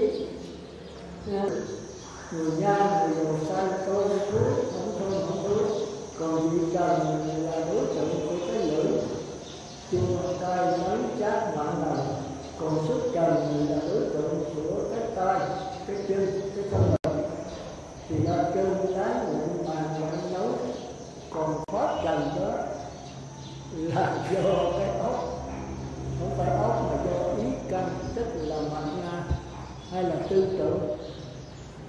Thì cái pháp trần là quan trọng vô cùng. Thí dụ bây giờ quý vị thấy tôi thì cái đó là sắc trần hay là pháp trần? Sắc hay pháp? Sắc trần. Rồi bây giờ quý vị về nhà tối ngồi thiền quý vị nhớ cái lời tôi giảng, nhớ cái Phật tử ở đây thì có đó phải sắc trần không? Đó là cái gì? Pháp trần. Thì các ông thấy cũng vậy. Bây giờ nghe tôi nói thì đây là pháp trần phải không? Tinh trần. Rồi xuống về nhà nhớ lại sư dạy thì cái nhớ này là tinh trần hay pháp trần? Pháp trần. Năm cái này sắc tinh hương vị xúc dưới hình thức thuần tưởng, chúng ta thường kêu nôm na là nhớ lại thì đó là pháp trần. Nhớ ha. Thì sao tôi hỏi đó là một cái pháp trần, còn cái thứ hai nữa hồi đó giờ tôi ít có giảng, tức là tôi không nhớ không cần. Pháp trần là còn một cách cải sửa nữa. Ví dụ bây giờ tôi nhìn quý vị thì con mắt tôi thấy quý vị thì quý vị đối tượng con mắt tôi là sắc trần. Rồi sau đó nếu như vậy đó thì sắc trần tôi con mắt vừa nhận thấy thì cái đó tôi phát hiện dễ chịu khó chịu thì đây là gì? Tôi thấy cái bông này đẹp quá tôi thích, rồi tôi muốn chiếm lấy cái bông, không có tư tưởng suy nghĩ thì cái đó là chưa có pháp trần, mới là sắc trần thôi. Rồi tôi về tôi nhớ lại thì đó là pháp trần. Còn bây giờ cái bông này tôi thấy tôi dễ chịu, giờ tôi muốn chiếm hữu ăn cắp nó thì cái này là tôi là thấy sắc trần là sắc trần chứ chưa có sự phân biệt. Thì cái này kêu là ngạ quỷ. Quỷ là xảo quyệt, ngạ là đó, xảo quyệt đó. Tức là tôi nhìn sự vật qua cái con mắt, qua cái sắc trần mà chưa có tư tưởng phân biệt trong đó. Thấy cái bông này mờ mờ thì cái thấy mờ mờ đó là kêu là vô minh. Thì tôi bắt đầu hành động theo cái mờ mờ đó, kêu là hành động theo cảm giác của ngạ quỷ. Rồi khi mà cái pháp trần này đó mà đi qua loài thú, con chó, con trâu, con bò thì bắt đầu nó có cái đầu đó. Chúng ta nên nhớ ngạ quỷ đó là cỏ cây chưa có đầu, chỉ có cái thân cái cảm giác. Chúng ta thấy những cây cỏ cây, cái đầu nó ở đâu? Đầu ở dưới đất, phải không? Cái chân nó trỏng lên, thành ra kêu nó là sống lộn ngược. Nó chưa có cái tư tưởng, cái óc để phân biệt. Hồi nãy chúng ta cái óc là cái chỗ để phân biệt, tư tưởng ngược cái óc để phân biệt. Thì loài ngạ quỷ chưa có óc, tức là chưa có sự phân biệt. Mà nếu chúng ta nhìn sự vật gì mà chúng ta chưa phân biệt mà chúng ta hành động thì cái đó là ngạ quỷ. Chúng ta đói thì ngạ quỷ nó cũng đói. Mà nếu con thú thì nó phân biệt, nó thấy người ta có đồ ăn thì nó muốn ăn thì nó phải coi chủ đánh nó. Còn có cây không có, chỗ nào có nước thì nó soi vô nó uống. Nó uống tất cả nước đường mương, nước ở cái chuồng heo thì nó đưa lên cái nước dừa có mùi cứt heo, phải không? Ai ở quê thì biết cái đó. Hồi đó tôi không rành, tôi đi mua học trò nó mua dừa cho tôi, nó chặt ra tới hôi cái mùi cứt heo. Rồi tôi mới kêu nó là uống thử, nó cái này trồng thử ở chuồng heo thầy. Thành ra nó không có tư tưởng phân biệt. Như cỏ cây, chúng ta thấy cái cây mà nó trong bóng tối ánh sáng cây thôi. Còn nó phun nước, nó đi tìm nước mà nó đi được không? Không. Mà ngạ quỷ không có biết đi, nó bò nó thôi. Còn tới súc sanh thì có cái đầu, mà đầu cái đít nó ngang nhau, phải không? Con chó, con mèo, con trâu, con ngựa đầu có đâu đít ngang đó. Còn người ta không có, người ta đầu trên chân dưới. Thì người ta bắt đầu ý chí bắt đầu có sự cải sửa. Cải sửa tức là ở trong đạo Phật kêu là luân lý. Lý là cái lẽ sống, luân là cái bánh xe, cái lẽ sống vòng vòng. Ví dụ phải có bổn phận, có quyền lợi, có bổn phận, có quyền lợi và có tội nghiệp. Bổn phận, trách nhiệm, quyền lợi. Cái gì bổn phận làm con đối cha mẹ như thế nào, và trách nhiệm khi cha mẹ hưởng quả làm sao. Quyền lợi là cha mẹ có tài sản, có quyền lợi hưởng thụ. Thành ra do trách nhiệm, quyền lợi, bổn phận này mới có sự tranh giành, có vấn đề, mới có sự đau khổ. Làm con người có nhiều bổn phận, nhiều trách nhiệm, quyền lợi. Bổn phận làm con, bổn phận làm cha, làm mẹ. Mình con có cha mẹ mình có gia đình, mình là cha mẹ của con mình. Bổn phận làm ông nội, ông cố. Bổn phận là người dân, bổn phận là người học trò, bổn phận là người phật tử. Ôi đủ bổn phận đó. Bổn phận thì phải lo tròn trách nhiệm. Mà bây giờ gặp cái hoàn cảnh mà không biết lựa sao, mà tính sao. Ví dụ như là một người gia đình đó, ông thanh niên đó có vợ, thì cha mẹ bên vợ với cha mẹ bên ổng có sự hiểu lầm, lấn cấn nhau. Ông bên ai? Không biết bên ai. Giữa anh em của mình với anh em bên vợ mình có sự hiểu lầm, mình sẽ bên ai? Rồi giữa vợ mình với cha mẹ mình mà có sự lấn cấn, mình sẽ theo ai? Có vô số trường hợp. Thành ra tôi nói là người thì khó, thì có người nói là chó thì dễ, chó thì khó hơn. Chó nó ngu si, muốn bắt đánh đập, muốn giết gì được. Con người biết cải tổ, con người có ý chí cải sửa. Nhưng mà có cải sửa là có bắt đầu có vấn đề. Mà có vấn đề thì có đau khổ. Mà có đau khổ thì mới đạt. Có đau khổ thì mới xa đoạn. Có đau khổ mới có tiến hóa. Mà tiến hóa thì lẫn quẩn, nhưng mà tiến hóa cao thì cái tiến hóa không giải quyết vấn đề thì mới qua làm Phật. Nó đại khái vậy, rằng cái bài kinh này nó hay ở chỗ đó.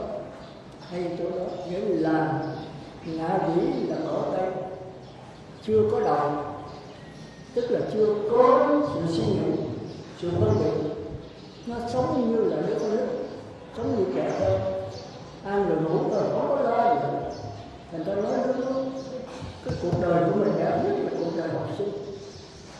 Nó tình học sinh như giảng lý thơ, như bộ gió như hoa gì đó. Ôi vì suốt đời mình liều sao mấy trường học sinh là đẹp nhất.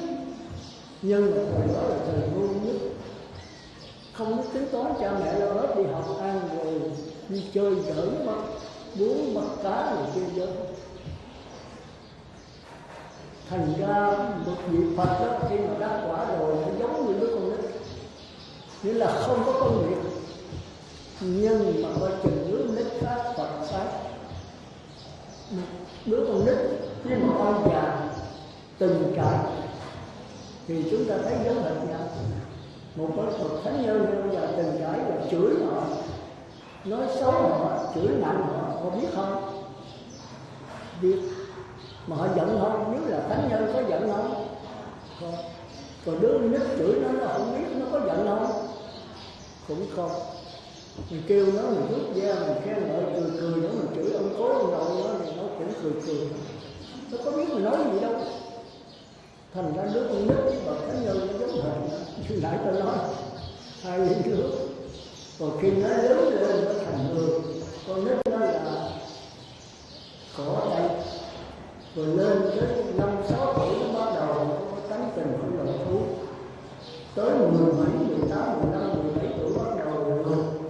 Bây giờ bắt đầu có ý chí, có học tập, nó có sự tính toán, đắn đo, lựa chọn. Còn loài thú có tư tưởng.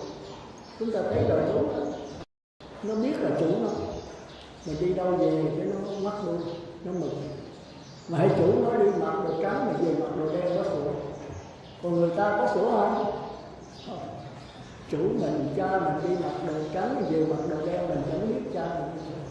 Con chó nó không phân biệt, nó phân biệt mà phân biệt không có rõ ràng.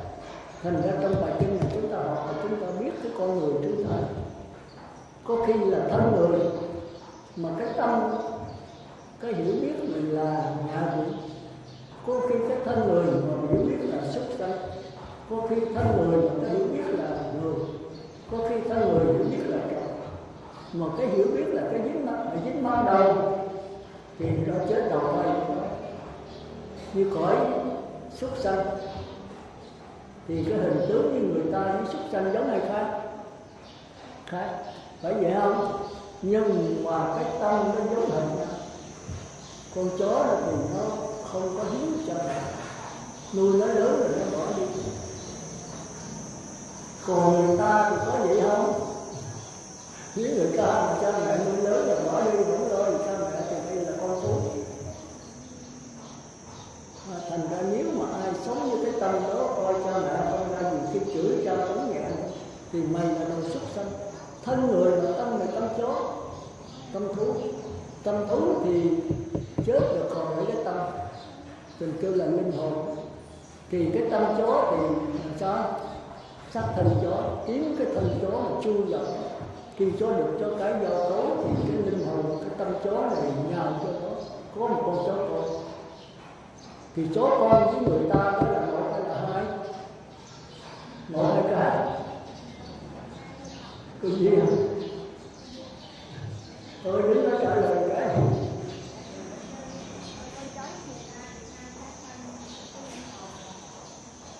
Thôi được rồi, cho chào hỏi tay này. Đó thì con chó với người ta đó là hai cái thể xác khác nhau. Con chó người ta làm sao giống được? Nhưng mà vì cái người ta là tâm chó, cho nên chết rồi, cái nghiệp thân người hết rồi, thì cái tâm chó phải mang tâm chó. Còn nếu bây giờ tôi luôn tứ thiền hay là nhị thiền, tôi đắc nhị thiền, thì thân tôi là thân người, mà tâm tôi là tâm trời nhị thiền. Thì hết cái nghiệp người này rồi tôi sanh về cõi trời sắc giới. Của trời sắc giới cõi này khác không? Khác.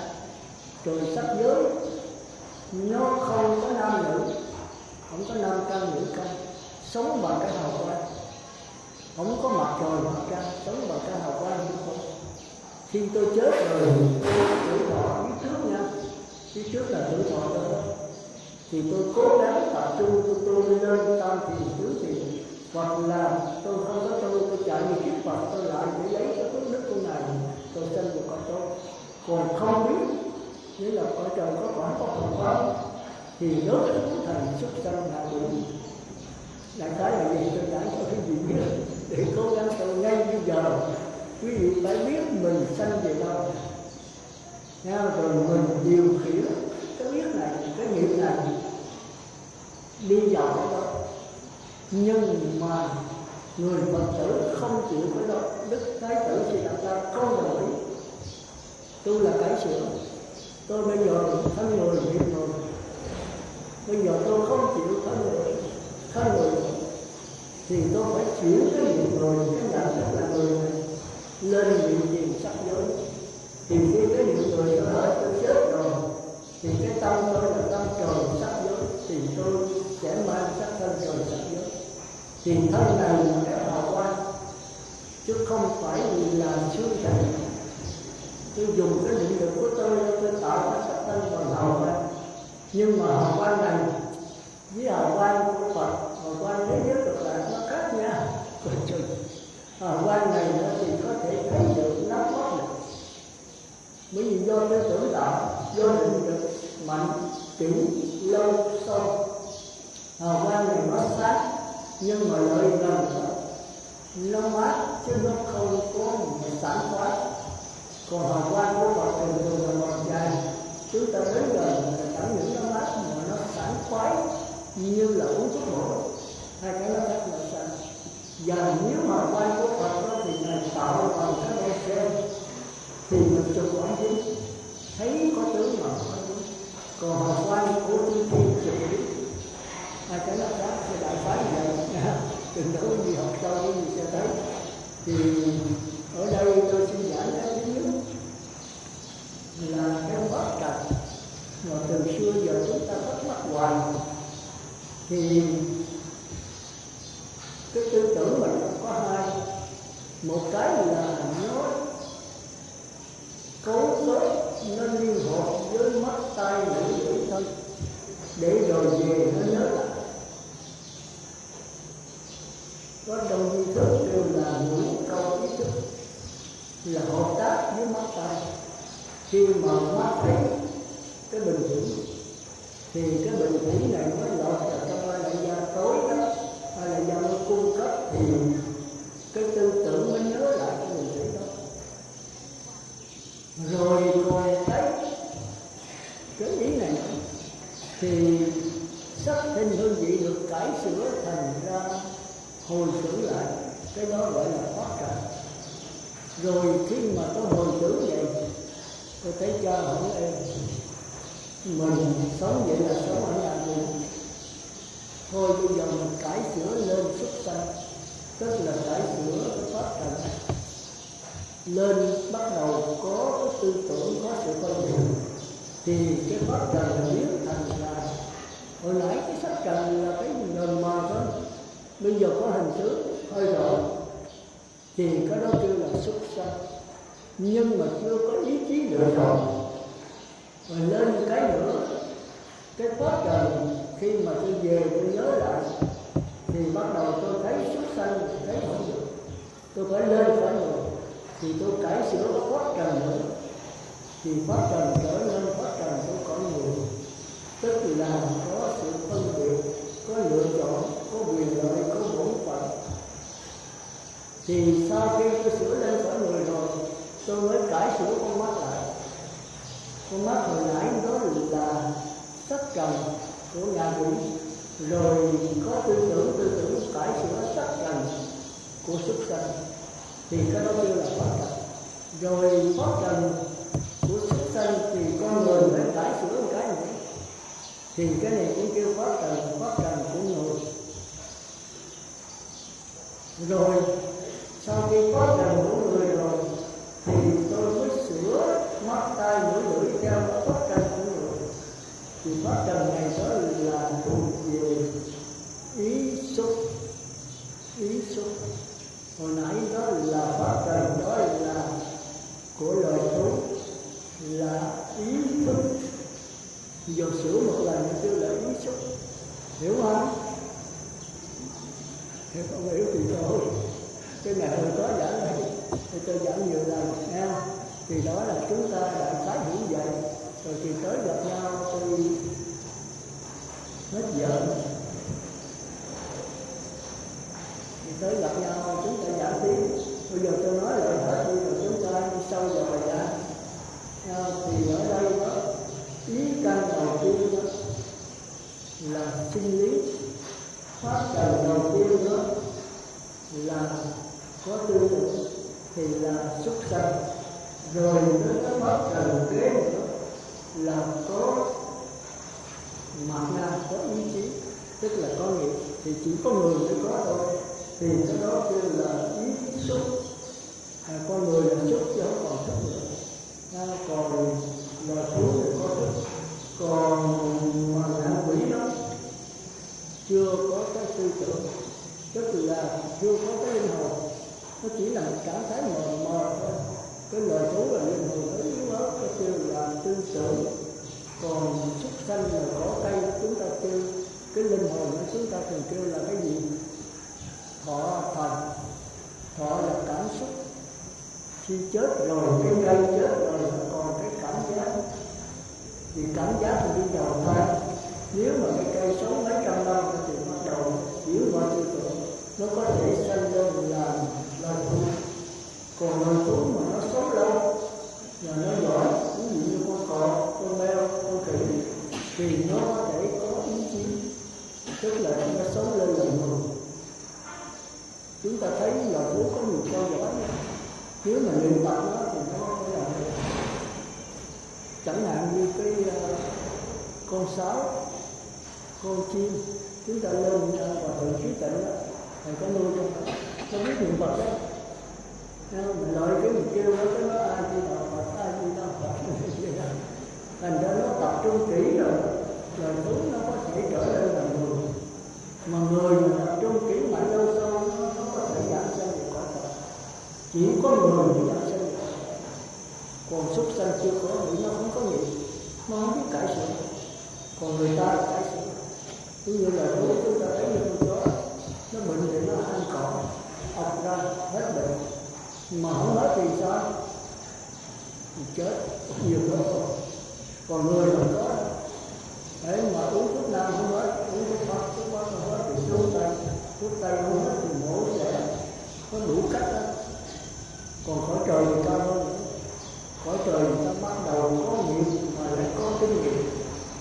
Thành ra chúng ta thấy trong Linh Tử Lăng Nghiêm đó chia ra cái tình với cái tưởng. Tình là cảm giác, tưởng là gì? Tưởng là lý trí. Thường tưởng tất thanh, thường tình tất đỏ. Ai mà tư tưởng nhiều thì người đó tiến hóa. Ai mà sống tình cảm nhiều thì đó xa đọa. Thành ra người nữ thì sống về tình cảm nhiều. Người nam là tôi nói là cái không phải sắc thân nha, mà cái tâm. Người nam thì thích sống về tư tưởng. Thành ra người nam ít có bị sa đọa. Mà sa đọa làm nữ thì khổ lắm, đủ thứ hết trơn. Mà sanh con, mà làm lo, ăn mặc, ốm bệnh trong gia đình, người nữ người mẹ là khổ. Thành ra chúng ta thường nhớ nó dễ Như Lai thì nhớ ơn cha mẹ, nhưng mà thường cái bài thơ của mấy tiên sĩ là nhớ ơn mẹ nhiều. 10 người hỏi 9 người, chính tôi cũng vậy. Tôi thích mẹ tôi hơn cha tôi. Cha tôi thì giống như Trương Phi, thì tôi nói là thích mà thù nữa. Nếu mà tôi không nhờ đạo Phật là có thể là thù. Không đánh con cũng như là công an mà tự nhận. Gây khoan, không có. Còn bà mẹ thì chưa có người mẹ nào trên đời bà mẹ tôi. Không hề nhớ đến con. Nhưng mà tôi lại sợ bà. Sợ cái gì biết không? Bà dạy mà nói được thì bà khóc. Có cái khóc rồi. Khóc là mình phải nghe thôi, không ngủ nữa. Thành ra một cái lửa, một cái nước. Còn ông thí chủ tôi là dạy không được thì dạy ghế than. Vẫn thấy ngọn túi bụi thì than cái lỗ đầu. Còn bà thí chủ tôi dạy 1 lần 2 lần cũng được, bà không sợ khóc. Không bao giờ đánh khóc. Mà mình lại nghe, mình rất sợ bà. Ông thí chủ tôi mà chết tôi còn bà mà bệnh cái tôi lo vô cùng. Mình muốn cho bà sống hoài của mình. Vì nó ấm cúng hơn. Ông thí chủ là ông nóng quá ngủ vậy, ông chết sớm. Mà trái lại ông không chết là bà thí chủ tôi lại chết trước. Cuộc đời nó vậy đó. Từ đó mà mình là cái tánh xuống dần. Tôi có cái hiểu biết. Rồi tôi đi xuất gia rồi tôi mới hiểu. Tôi kính ông thí chủ tôi, kính bà thí chủ tôi. mà ông thí chủ tôi có phước, và thí chủ là lúc chết đó thì thời bao cấp lộn xộn tùm lum, rồi lúc cũng còn không cho dùng, nó chưa có một cha mẹ hay nhiều cha mẹ, cho cất sĩ là có nhiều cha mẹ, chừng nào sư ở Bạc Liêu á sư lại cho tâm phải, còn bây giờ đây Phật tử nào đáng tuổi mẹ sư nó bệnh thì sư lại tâm nghĩ có của mẹ sư đó, chứ đâu phải có một mẹ, nếu một mẹ là sư linh hội lễ với bà.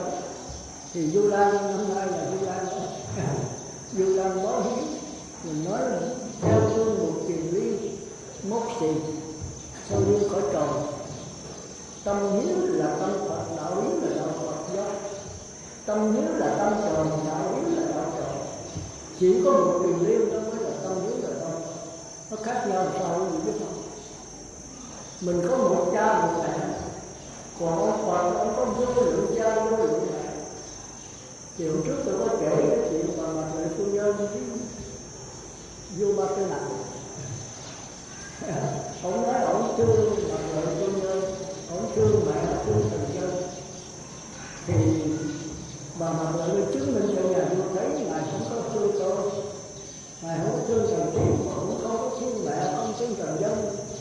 Ông vua nói sao kỳ vậy, bị thương ai? Ngài thương cái bản ngã của ngài. Do đó mà ông vua lấy làm lạ, thì hỏi bà đi bà giải thích, bà nói biết giải thích ông vua không hiểu, bà mới đem cái thí dụ, bà nói bây giờ mẹ thương thần thiết nhiều nhất còn hơn mẹ rồi kế mới mẹ kế mới là bá tánh thần chân. Bây giờ thần thiết cho cái thí dụ ha, mà thí dụ thôi nha, không có sự thật nha, mẹ cho ai không? Nó được, không thì cho thí dụ như sao bà hiểu thì chẳng hiểu được thôi. Thì bà nó nói thí dụ bây giờ thần thiết thương một chàng trai để trai mẹ hạnh, như là thần thiết lấy trai nó phải đúng vậy. Thì là xử sao, nhưng mà thí dụ thôi nha, không phải là sự thật không. Thì ông vua nói thôi, đi trăng buổi sáng để ăn bánh ngọt uống trà thôi, sướng quá là những câu chuyện để cho nó khó bỏ nó đáp. Thì bà không chịu, nó nói cái này thần thiết ví dụ cho mẹ hiểu là mẹ không có thật sự thương thần thiết, không có thật sự thương mẹ thương thần dân. Nói ai Khanh nói cảm không hiểu gì hết, thương là thương người nào, thương đối tượng nào, không phải thương ai bây giờ. Nó mẹ thương có bản ngã của mẹ, không nói thương mình nó sao là kỳ. Thì nó giờ đấy giờ mẹ cứ trả lời đúng. Trời vua chứ khó nói, thôi bỏ thôi. Hôm nay trời vua bữa khác. Ông nói không, cũng bị thần thiết nói vậy. Thì nói giờ mẹ không trả lời, thần thiết trả lời mẹ coi phải không nha. Thì mẹ sẽ chặt đầu thần thiết, lắp từ viết từ cái thần thiết, nhúng thần thiết vào chặt vào. Phải dạy không mẹ thì vua chắc phải dạy thôi. Ông nói gì mà đã thương người ta mà giết người ta thì thương cái gì? Sở dĩ bệ hạ thương thần thiết là thần thiết vuốt nghe cái bản ngã của bệ hạ, thần thiết lo cho bệ hạ còn hơn mẹ của bệ hạ. Do đó bệ hạ thương thần thiết nhiều hơn mẹ chỉ lo cho bệ hạ ăn và ở bệnh thôi. Từ nhỏ mẹ mới ước con nào con đó rồi nuôi con cho tới lớn, cái con rất lớn. Còn thần thiết lo nhiều hơn con. Việc chánh trị của bà bao nhiêu thần thiết lo, ông vua ông có hưởng, ông không có lâm như là những cái gì trong nước mà xảy ra chiến tranh hay là xử nhận thần cương thần gì mà Mặt Lợi Chương, bà nghe bà nhìn cái đó biết hết. Nhiều cái vấn đề không giải vua thì có nhiều vấn đề ăn trộm ăn cướp giữa tương thần nhận thần, bà Lợi giải quyết hết, giải quyết dùng cho chị. Thành ra vua nhờ có công ơn cái vua sung sướng vô cùng, không có động ngón tay, không cần suy nghĩ, do bà là vua nuôi giải quyết hết. Thành ra vua là bản ngã của ông thì ông thương nhiều hơn, ông chịu. Ông nói ai Khanh nói mà Trẫm như vậy là Trẫm ích kỷ, Trẫm đê tiện quá, Trẫm lợi dụng thần thiết, lợi dụng mẹ, Trẫm lợi dụng thần dân. Cô nó không phải đâu, cái này không phải ích kỷ mà nó nhỏ hẹp. Vậy là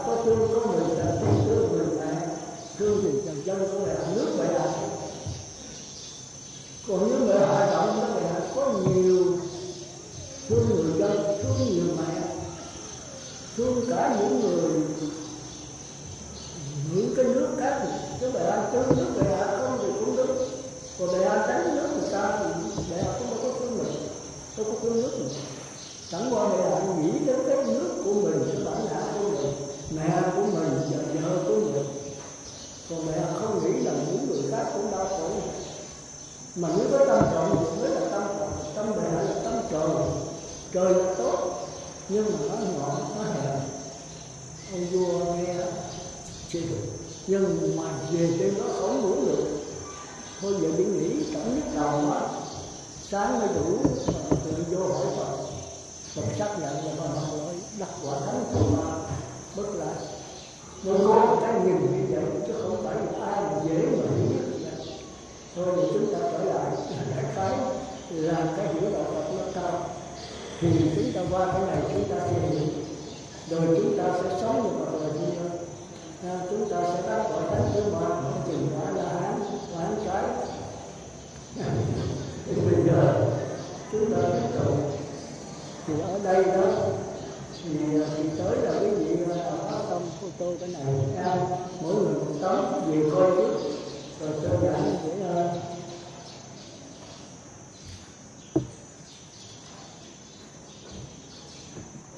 thì tới đó còn phần thứ hai là nói về cái phần thứ nhất là nói về giáo trụ đấy, thì 6 căn 6 trần 6 sức 6 sức 6 thọ 6 ái, 6 căn là 6 phần sinh lý, còn 6 trần là 6 phần vật lý, còn 6 thức là 6 phần tâm lý, 6 sức 6 thức là 6 phần tâm lý của địa ngục là quỷ súc sanh giả tu la, còn 6 sức là cái tâm lý của người trời dương giới, còn 6 thọ là cái tâm lý của sơn nhị tâm, 6 ái là cái tâm lý phân biệt của tứ thiền sắc giới và hư không.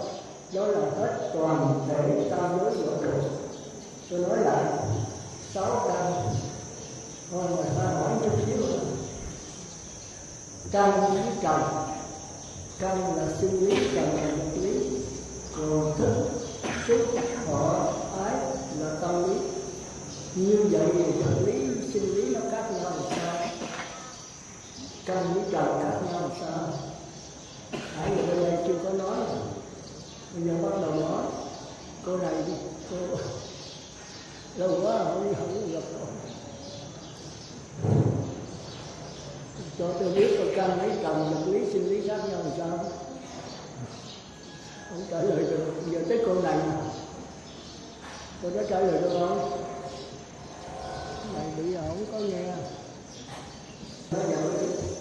Cũng như nổ ra thì nó đang chết rồi, mà để cho nó mà nó tốt được nó sinh lý là nó giờ cái chỉ máu luôn, mà cô lấy chỉ máu rồi thì nó đang hết rồi, không còn nước nữa, phải không? Có hai cách nhất nữa.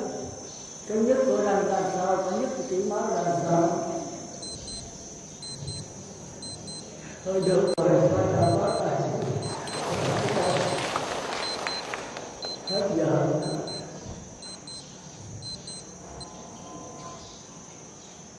Bây giờ để tôi hỏi tới là cái gì quan trọng đó. Bây giờ ai trả lời được tôi đang nói gì chưa có. Cô này, cô ngồi đâu? Hay là bà con Cái gì là căn, cái gì là trần? Khác nhau làm sao? Tôi bữa nay tôi run quá vậy. Tôi uống đổ một cái gì em. căn là mắt tai mũi lưỡi. Còn cái gì cô mà đi mặt xanh lè thì gái đó là có gái đó cái mệt cho tôi, giờ ai nữa nào? Cái này là mấy phật tử đã biết hết ở trong mình. Vật lý và sinh lý phải phân biệt được. Thấy không? Bây giờ cô này nè, tụi tôi đi lớn mà chưa biết Rồi căn có bao nhiêu thứ cho mình có lấy căn? Có bao nhiêu trần? Đâu cô kể coi. Rồi trần. Cô phải coi liên trà không? Em nói rồi tôi không thấy, tôi thấy được chi số. Bây giờ cô phân biệt căn với trần khác nhau làm sao? Căn đó là có sự sống, còn trần là không có sự sống. Sự sống là sao? Sự sống là ví dụ như là cái bông, cái cây trồng có đất đó là sự sống, còn nhổ ra thì là không còn sự sống. Rồi cái còn cái căn nào nữa không? Con mắt là căn phải không? Nó có sự sống. Còn cái căn nào con mắt nữa không? Dây thần kinh. Đúng rồi. Dây thần kinh với con mắt nó khác nhau sao?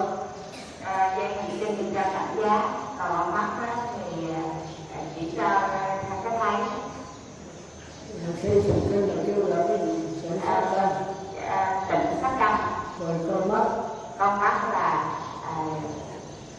phù trần căn.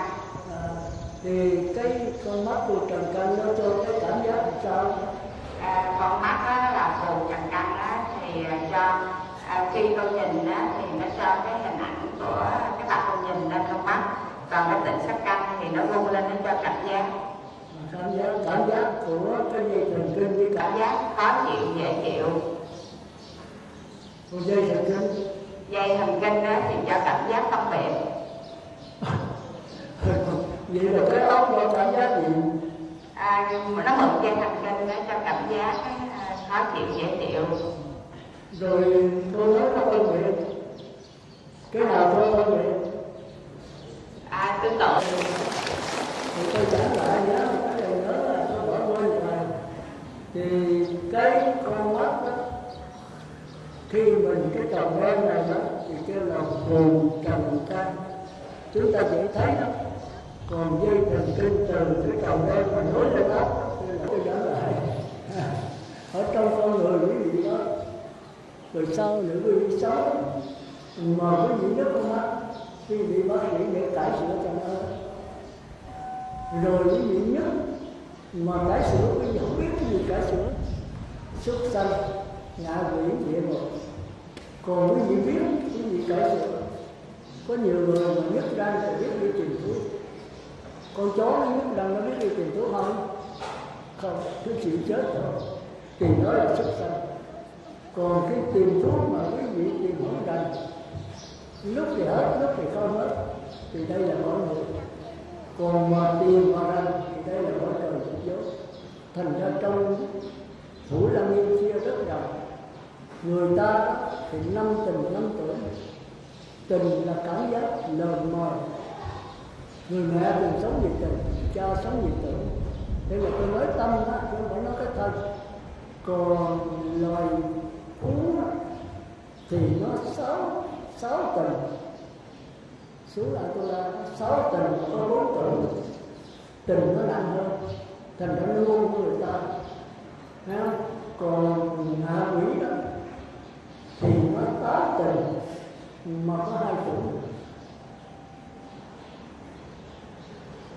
Còn tôi nói lộ thể pháp giới trong vũ trụ và toàn thể cái sắc thân này, chúng ta phải học từ từ. Chúng ta bắt đầu từ địa ngục, ngạ quỷ, súc sanh, Atula, người trời giới. Rồi khỏi cần niệm Phật nữa, chìm đắm trong trạng thái niệm Phật mất thân, mà được 7 tiếng không còn ăn uống, 7 tháng không còn ăn uống, 7 năm, 7.000 năm thì nó là gọi là nhập định, đi vào đại định. Chừng đó quý vị sẽ biết ai mà niệm Phật mà khỏi cần niệm Phật. Tôi muốn niệm tôi nghe không có biết niệm Phật. 7 tháng, 7 năm, 7.000 năm thì tôi đang ngồi thẳng lẽ đó mà tôi không có tiêu tiểu ăn uống gì hết, nhưng mà tôi ăn uống bằng cái hỷ lạc. Hỷ lỗ mũi bằng con mắt nhìn, bằng lỗ tai nghe, nó có cuộc sống. Tới còi sắp tới là cao hơn. Trời dục gió thì biết không? Nó biến qua. Khi nó chết nó biến mất. Nhưng mà cái thân nó còn thôi. Có nam có nữ. Thì khỏi nhà đẹp lắm đó. Nhưng mà các vị tiên là đẹp vô cùng. Còn tới cõi trong đó hưởng cái hiện tại. Nếu quý vị niệm Phật mà khỏi trần đế mà được 7 tiếng là quý vị bắt đầu bước chân qua cái cõi đời sắp tới. Hào quang nó chính quý vị đó. Do cái định lượng mình tạo cái hào quang bằng sắc thân. Quý vị muốn chết là quý vị biến mất thôi. Quý vị ngồi đây nói chuyện quý vị thấy sắc thân tôi nói tôi đi à. Thì còn cái hào quang nó biến mất. Thì đại khái là vậy. Nó không có cái gì mà bí hiểm hết. Mà cái đó kêu là thành công. Quý vị cũng làm được nữa. Nhưng mà khó làm. Quý vị còn lo đủ thứ đó. Thành ra cái giữ giới trên điều đó là bớt đi cái vụ mà hưởng thụ. Mà càng bớt hưởng thụ thì từ giờ quý vị rất nhiều. Quý vị đây biết. Còn biết mà biết rõ không dính mắt nữa thì đây là Phật hiện tại. Rồi đại khái như vậy. Thì quá giờ trước khi dứt lời thôi thì tới trở lại nhé. Tôi kêu lên nãy về có cái địa thôi thì nghe thuyết pháp bằng địa ngục. Còn quý vị nghe thuyết pháp là nghe bằng tôi. Quý vị mà nghe cái đĩa của Đức Phật đó thì Đức phải là mày cái máy trên cao tác động quý vị dễ hiểu hơn. Còn mặc dù cái đĩa của tôi thì quý vị nghe bị bụng chạy. Chúng ta cũng như toàn thể pháp giới vì sống là sanh ra và thành Phật đạo. Nam mô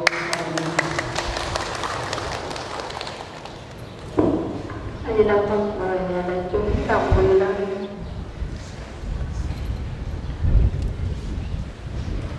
Phật. Nam mô A Di Đà Phật. Đến lạy thân người vừa biết cả, hay thế con quần quá đạo đầu. Từ khi thuyết pháp vô cầu độ cho sanh chúng, thoát hầu vẫn mê. Kính bạch chân Hòa Thượng Pháp Sư, sáng hôm nay ta đạo tràng tự xá học trường chúng con đủ duyên lành. Hòa Thượng đáp lại lời thỉnh cầu của toàn thể pháp hội đã chấm dứt quan tâm trở về cái đạo tràng.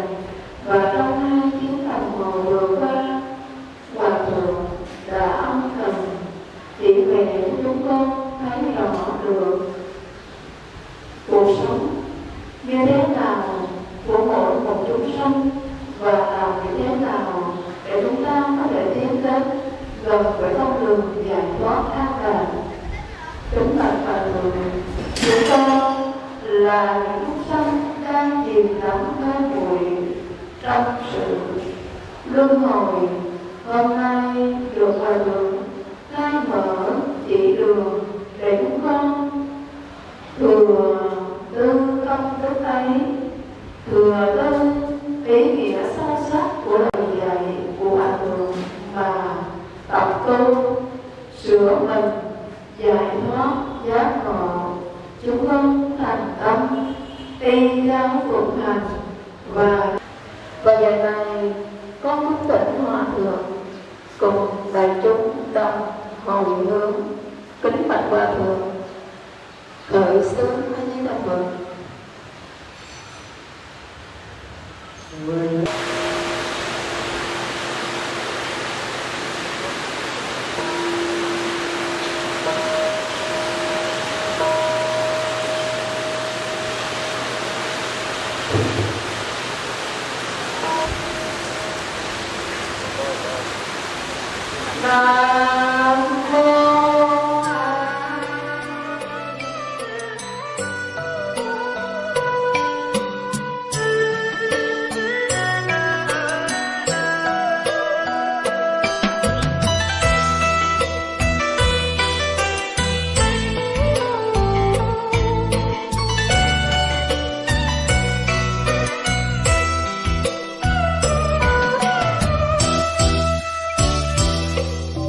ngàn hoa thành kính dâng lên người. Lòng con nguyện xin Đức Thế Tôn, đường bát chánh sáng soi lầm mê đạo, từ bi xóa tan bao khổ đau, hạnh phúc đến cho muôn loài. Quy dưới đài sen tâm hương nguyện, lòng con dạt vào bao ước mong, cầu cho xã tắc an vui đồng xanh bát ngát lúa vàng triều bông, dịu mát